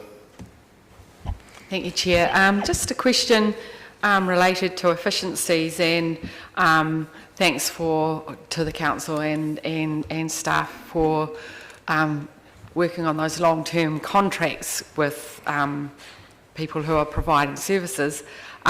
We also have purchasing officers, and I was just wondering, have they had some impact in this? I'm sorry, purchasing officers? Procurement? We have a procurement team. Yeah, look, yeah, they have really helped us refine our processes and make sure that we're following good public service procurement guidelines, but at the same time doing it as effectively as we can. They've really helped us as an organisation. Thank you. Councillor Lord. Yeah, thank you. This is probably a question for you too, Sandy, or Ms Graham, and it relates to the comments you made when I talked about the CapEx program and the efficiencies that have been gained. Can we have confidence that the rest of the buildings, so capital expenditures, only a third of what we spend in a year, we have just all our other expenditure, all our business as usual and all those sorts of things, but can we have confidence that the same degree of improvement has happened right throughout the entire business? What I would say is that you can have confidence that we are looking to ensure that it's happening. So we are, that's part of the focus of the draft annual plan budgets at the moment, is ensuring that what we are funding is what we should be delivering. Thank you very much. No further questions. Would someone like to move the recommendations? Move Councillor Lord, thank you. Is there a seconder? Councillor Elder. Would you like to speak to it, Councillor? I'll just briefly, look, I've probably been here too long, 8 years now, but the one thing I do note is that I've seen changes in how this operation, how this business is run year on year, and I've seen improvement since I came to this table, and particularly in a time when we were spending next to nothing in CapEx.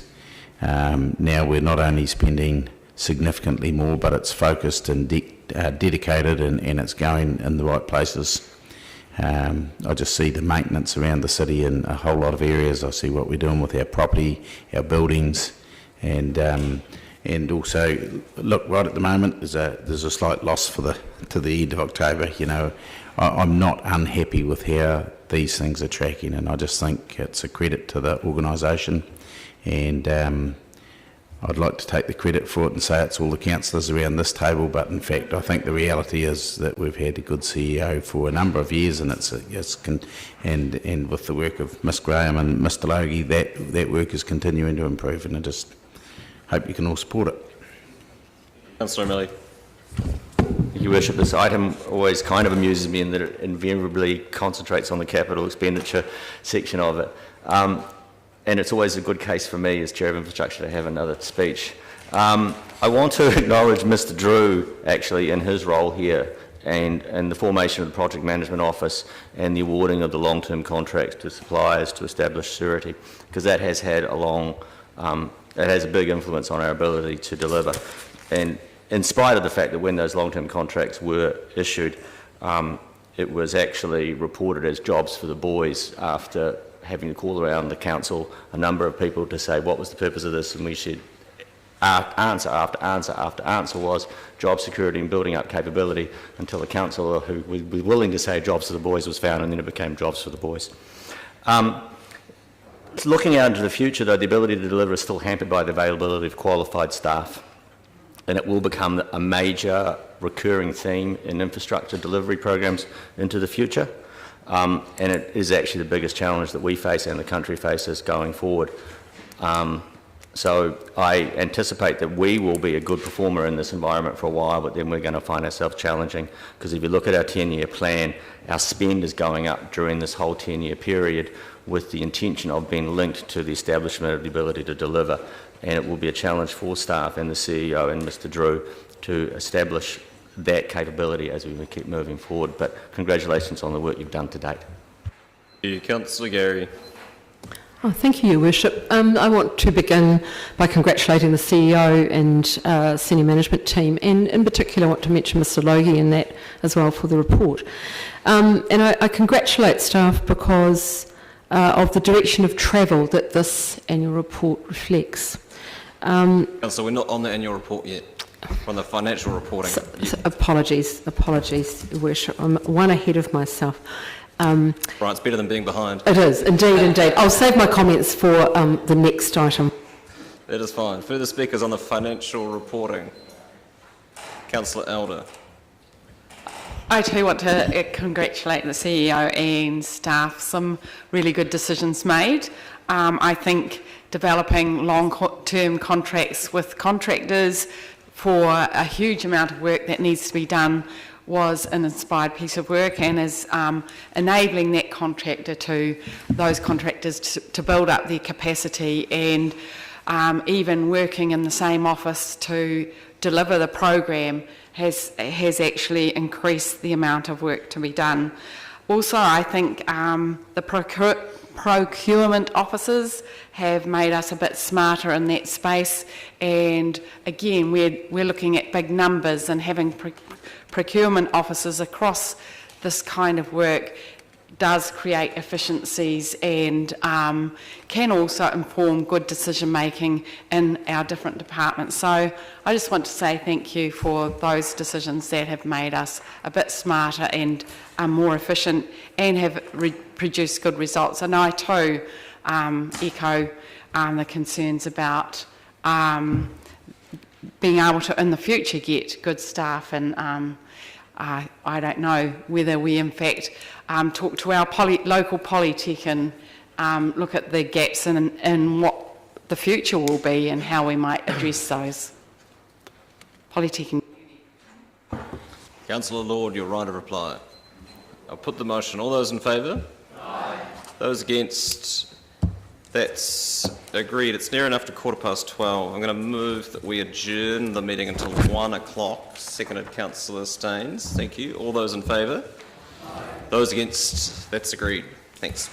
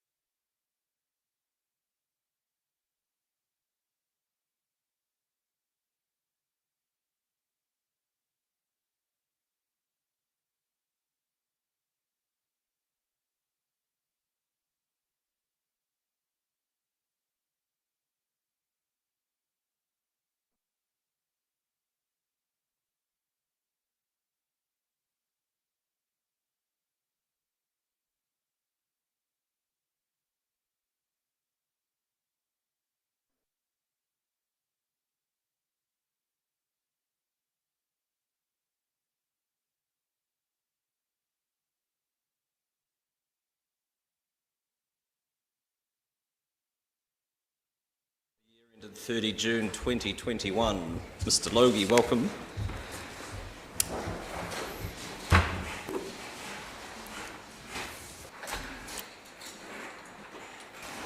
Just head off.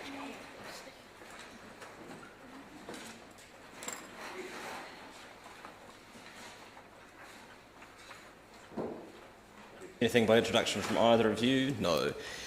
Questions, councillors? Councillor Gary, we made it. I'll try again, folks. Third time a charm. That's what happened when you leave the room.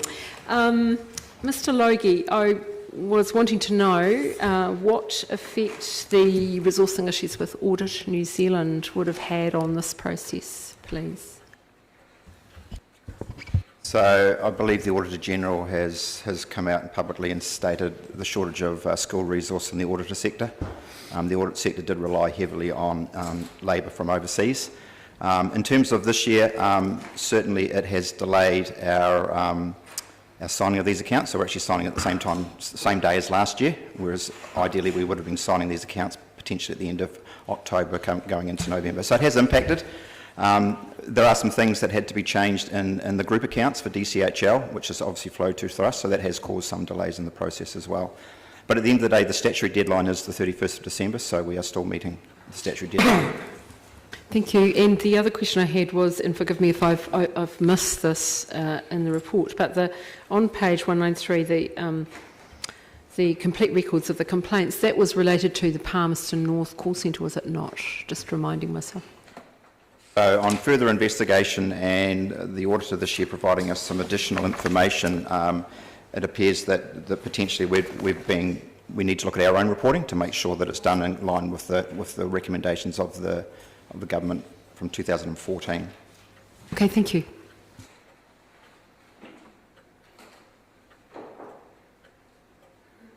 Councillor Elder. Thank you, Chair. Just a question about the limited scope qualification in relation to the Three Waters infrastructure.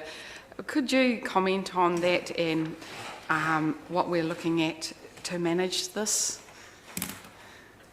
So again, if I refer councillors to page 193, and also it's noted in the accounts, in discussions with the auditors, we've been valuing our Three Waters infrastructure assets the same way for quite a number of years.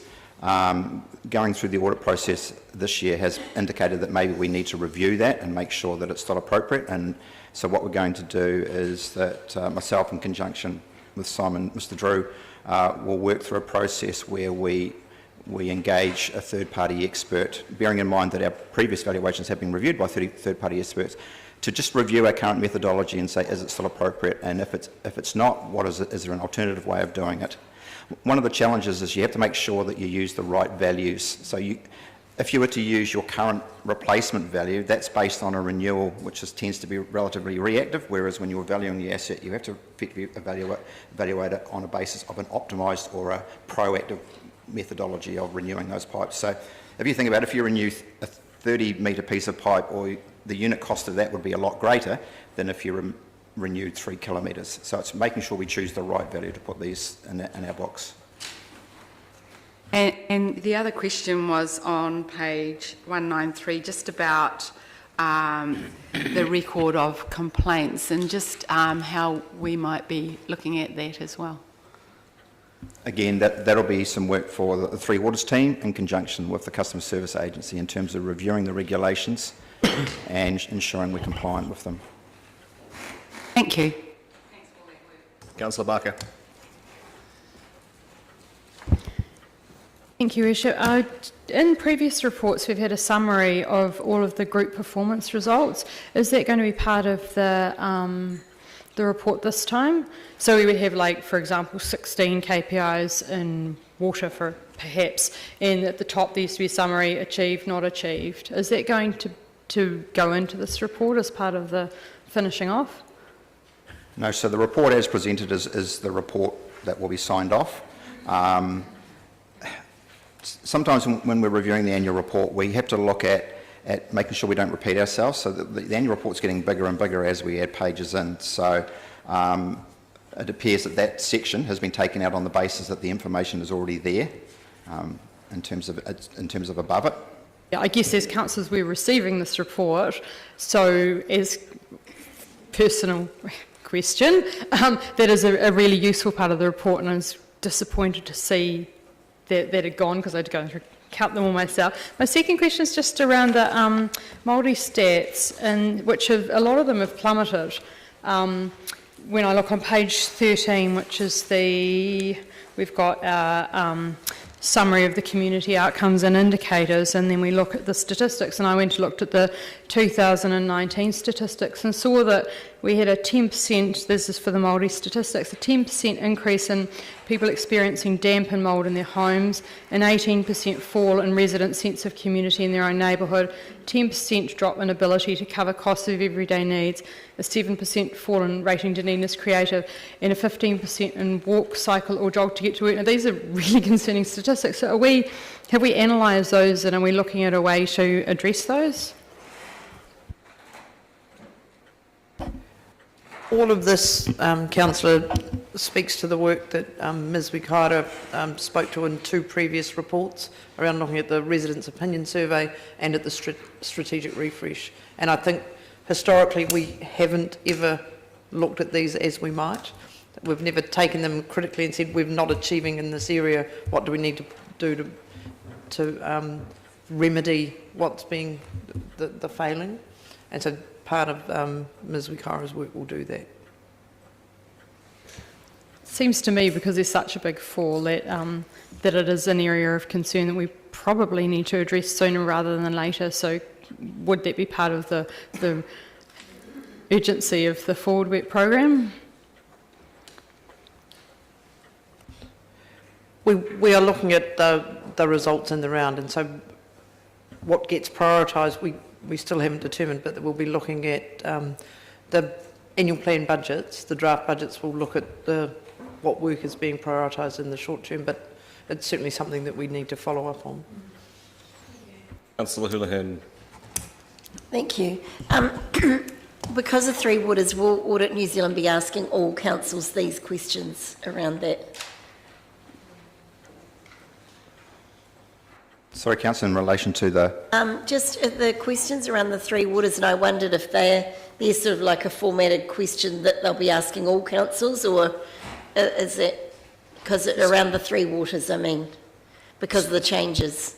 Certainly, again, a number of councils are already signed off, but certainly the matter of emphasis that we have in relation to the decision made by the government in October is in our report, because we're signing post that decision. Yeah. There will be some councils that would have signed pre that decision, so therefore they would not have that emphasis of matter.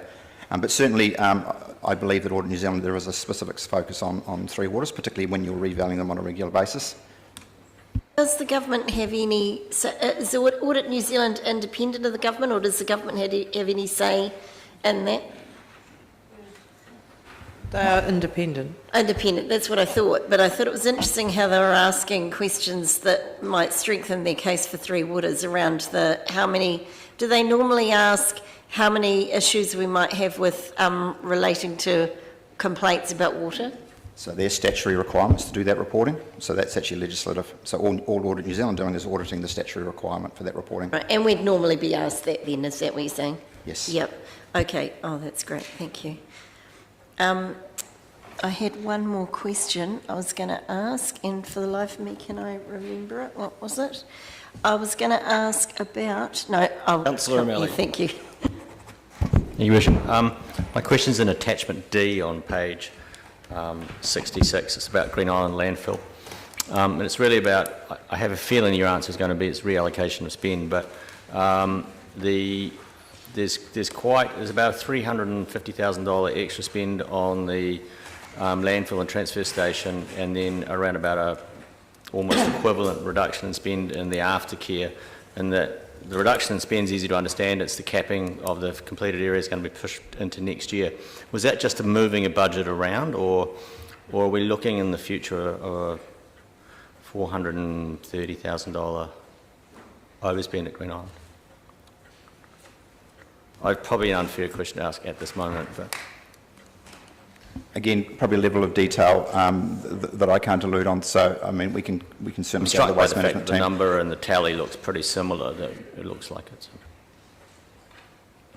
1.6 million.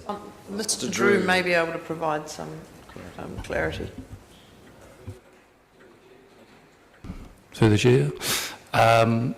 It is a shuffling, it's a timing issue. So the extra spend was the weighbridge, and the capping contract is about to be awarded this week, subject to tenders board approval. So that'll start half this financial year and a wee bit in the next financial year. And my question around Three Waters and asset valuation, I thought we'd gone through an exercise in that about 2 years ago. Am I wrong on that? I thought Mr. Dyer had gone through an exercise in that, and I guess my question really is, are we anticipating much difference with this exercise? Again, we've alluded to the fact that potentially there could be a difference, so, but we don't know until we get into the work.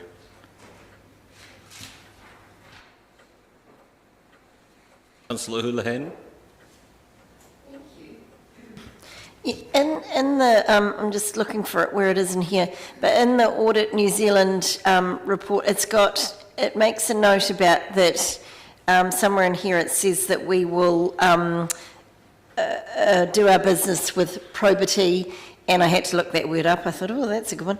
And that we will also spend in a way that is pretty much summarising this, sensible spending. How do they determine that? Like how do they say, oh yes, you have followed that? Again, I am an ex-auditor, but effectively what you do is you would look at internal controls, you would look at the budget process, you would look at everything that we do on a day-to-day basis. The bringing of the long-term plan to you to go through, and they'll look at that process and say how robust is that, what's our public consultation. So it's the whole raft of how we deliver our budgets, our long-term plans, and then obviously the follow-up reporting. Right. Would they ever question costs of certain things? Like I'm thinking, an example I'm thinking of, sorry to bring it up again, but two things I'm thinking of is the price of the daffodils that we paid $35,000, I think, to rent them for 2 months. Do they ever sort of question things like that, or they think that's fine? Again, they would be looking for appropriate approvals of that expenditure. Right. Okay, thank you. Concerns of the auditor and the concerns of a Facebook comments thread are often different. Are there other questions? No. Would someone like to move the recommendations? Move Councillor O'Malley, seconded Councillor Staines.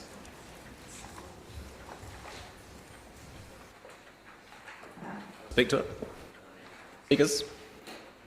Councillor Gary and then Councillor Barker. And yet again.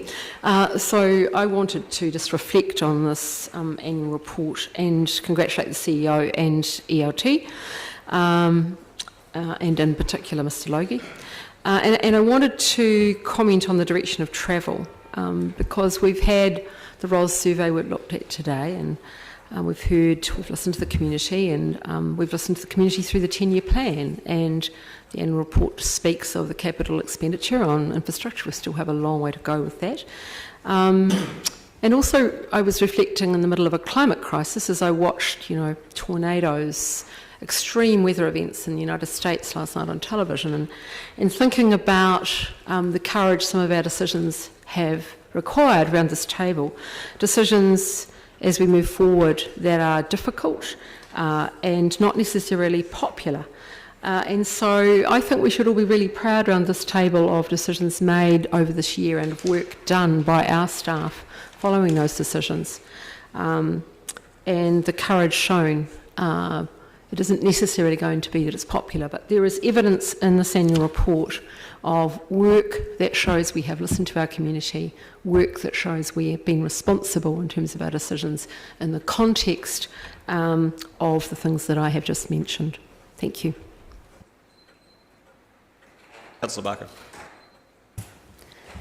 Thank you, Your Worship. The reason I asked for a summary of the measures of performance and why it wasn't in the annual report is that I read it very, very carefully, and I count up I think there's over 100 measures in the annual report, and our job as governance is to keep an eye on those measures and to see how we're performing. So I have a spreadsheet that I went through, because I love a good spreadsheet, just to see how we were comparing from other years. And I did make mention last year that we had fallen from 62% to 61% to achieving 45% of our measures, and now we're at, I'm going to round it up, 45% of our measures. It's interesting to see what had gone down, which was the roading and footpaths, water, reserves and recreation, libraries and museums. And libraries and museums are based on numbers through the door, a lot of their KPIs, which under COVID closures we can't expect them to be meeting.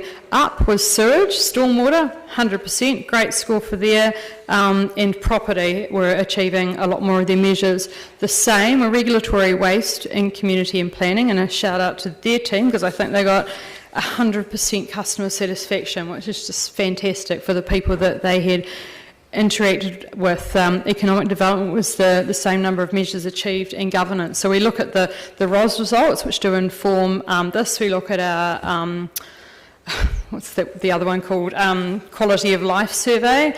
And reason I asked about the Māori statistics is that is an area of concern for us. We need to look after everyone in our community. And because I like to go back to the year before stats and looking at the 2019 report, and I'm going, oh, well, all the others are fairly similar, but we had a startling fall, and we need to think about how COVID has impacted on our vulnerable communities and make a plan to make sure that we're actually looking after them. I also want to give a shout out, I think I mentioned it just before, but also to the DCHL. They got 91% in their report of getting 91% of their KPIs, which is a pretty good achievement, and 4 out of the 8 of them got 100% in their KPIs. So when we're talking about setting expectations, maybe we should set them a little bit higher so they can be challenged to perform. So thank you. You, Councillor Houlihan. Wow. I'm impressed, but yeah, that's certainly a talent to have, I must say.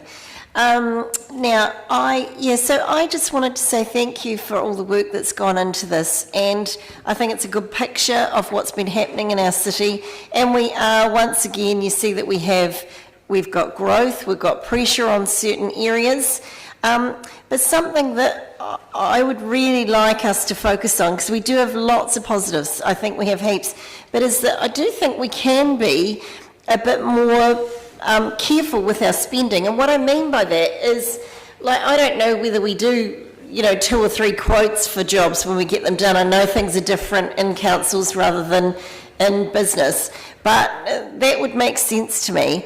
And I do think sometimes that providers think when they see the council coming, oh yeah, they've got lots of money, and so all of a sudden it seems like some quotes we get for some things and what we end up paying for them do seem to be quite a lot.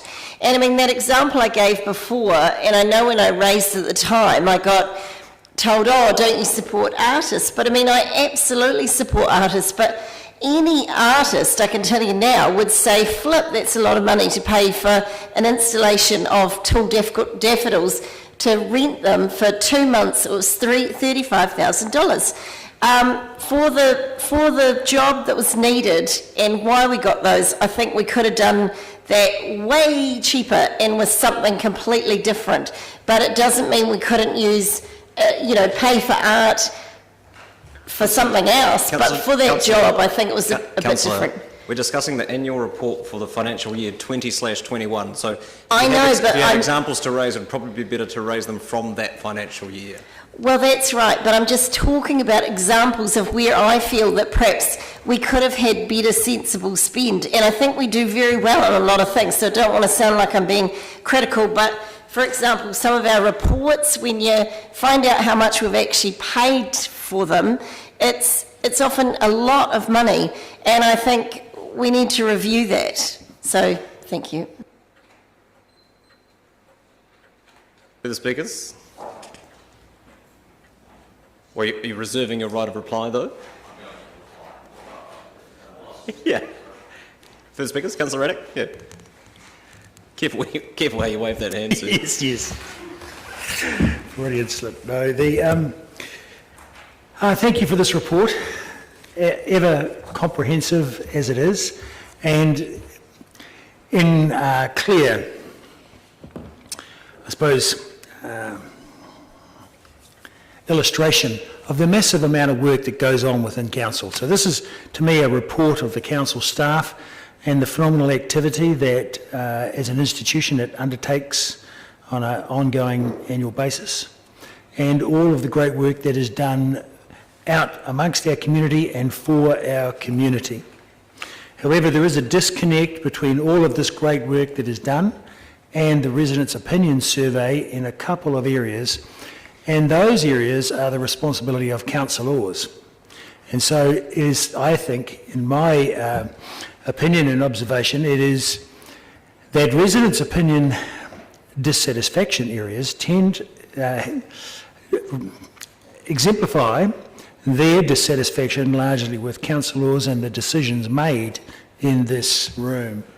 And that is where the disconnect lies, because council staff do whatever we direct, and they do so extremely well.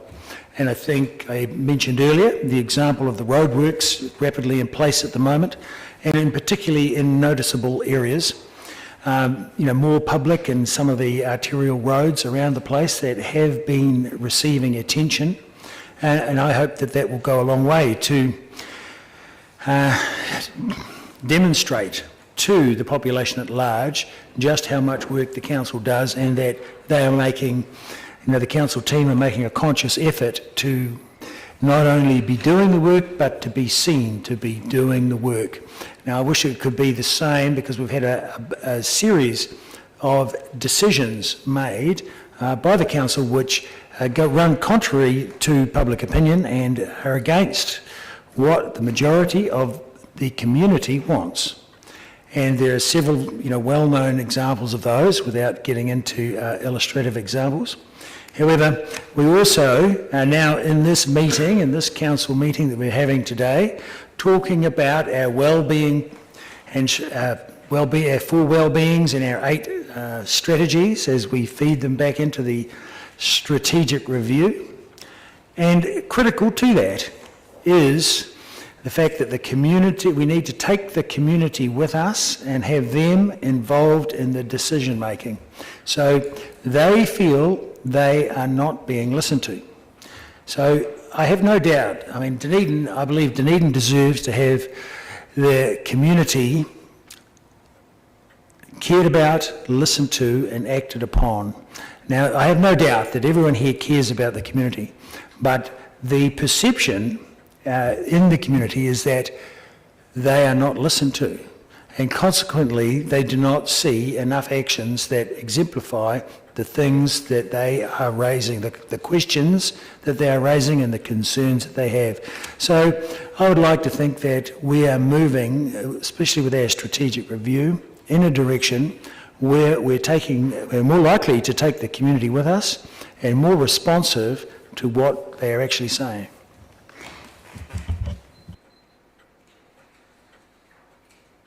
Thank you. I will speak to this briefly, that the problem with what we have just heard is that the community don't have a singular view of how they want to achieve their aspirations for their community, and there are plenty of people in the community who are proud and supportive of the direction that this council has been heading in of late, and I think it's a bit cute for individual elected members to point to the poor public perception of elected members and blame everyone else but themselves for making the wrong decisions. But I do want to comment just quickly on much was made back in May of last year and since then about our unprecedented, unbalanced budget that we were taking into the 2020-21 year, largely due to what were a fairly significant set of unknowns in the grand scheme of things as we adjusted to the new world of of the COVID-19 pandemic. And I just want to pay tribute to the staff for the work that they have done to deliver not just the financial result that we've seen in the 2021 year, but also the amount of work that has gone on over that same 12-month period and what have been incredibly challenging and unpredictable times as you try and make plans for any range of situations or alert level constraints or traffic light settings or whatever, as we try and press on with what is an ambitious program that we've set for ourselves across the 10-year plan. So thanks to the staff for that work. And again, as I've pointed out before, thanks to colleagues for resisting the push that was felt in May of last year to slash our operating budgets, to present a balanced budget which would have seen far less work get done and, in hindsight, for no real purpose. It would have achieved nothing else but satisfaction for the austerity drive and the razor gangs that emerged in response to the COVID-19 pandemic. That uncertainty continues, obviously, and we need to keep watch on that. But I think all told, had you told us that this is the result that we would have had for this financial year as we signed off the budget for this past financial year, I think we all would have been incredibly grateful to have ended up where we are, and so we should be. Councillor O'Malley, your right of reply. Thank you, Worship. And I just to follow up from your commentary now, setting a budget in a time of uncertainty is a difficult activity, and the auditor's role is not to be business advisor and go in and check out whether or not you've done your it is to check whether you've done your activity correctly, but it's not necessarily how much you pay for daffodils, even if it's not in this financial year. It is to check that you are meeting your regulatory requirements and to check your budgets, and that's what the auditor's role is. And as Councillor Barker noted in her speech, delivery and opinion of delivery can often be not the same thing. And our report shows that we have effectively delivered. The resident opinion survey shows that the opinion is we haven't. And I would remind councillors that that was a previous item, and this item is just the annual report. I think that the staff and the council has done a good job in this year of uncertainty, and I thank them for the work they've done. Thank you. The motion. All those in favour? Those against? That is agreed. Item 20 is in your supplementary papers.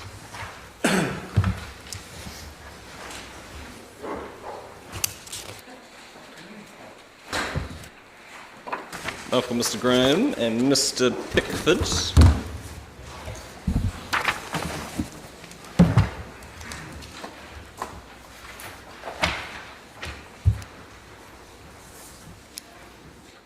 To take it as read.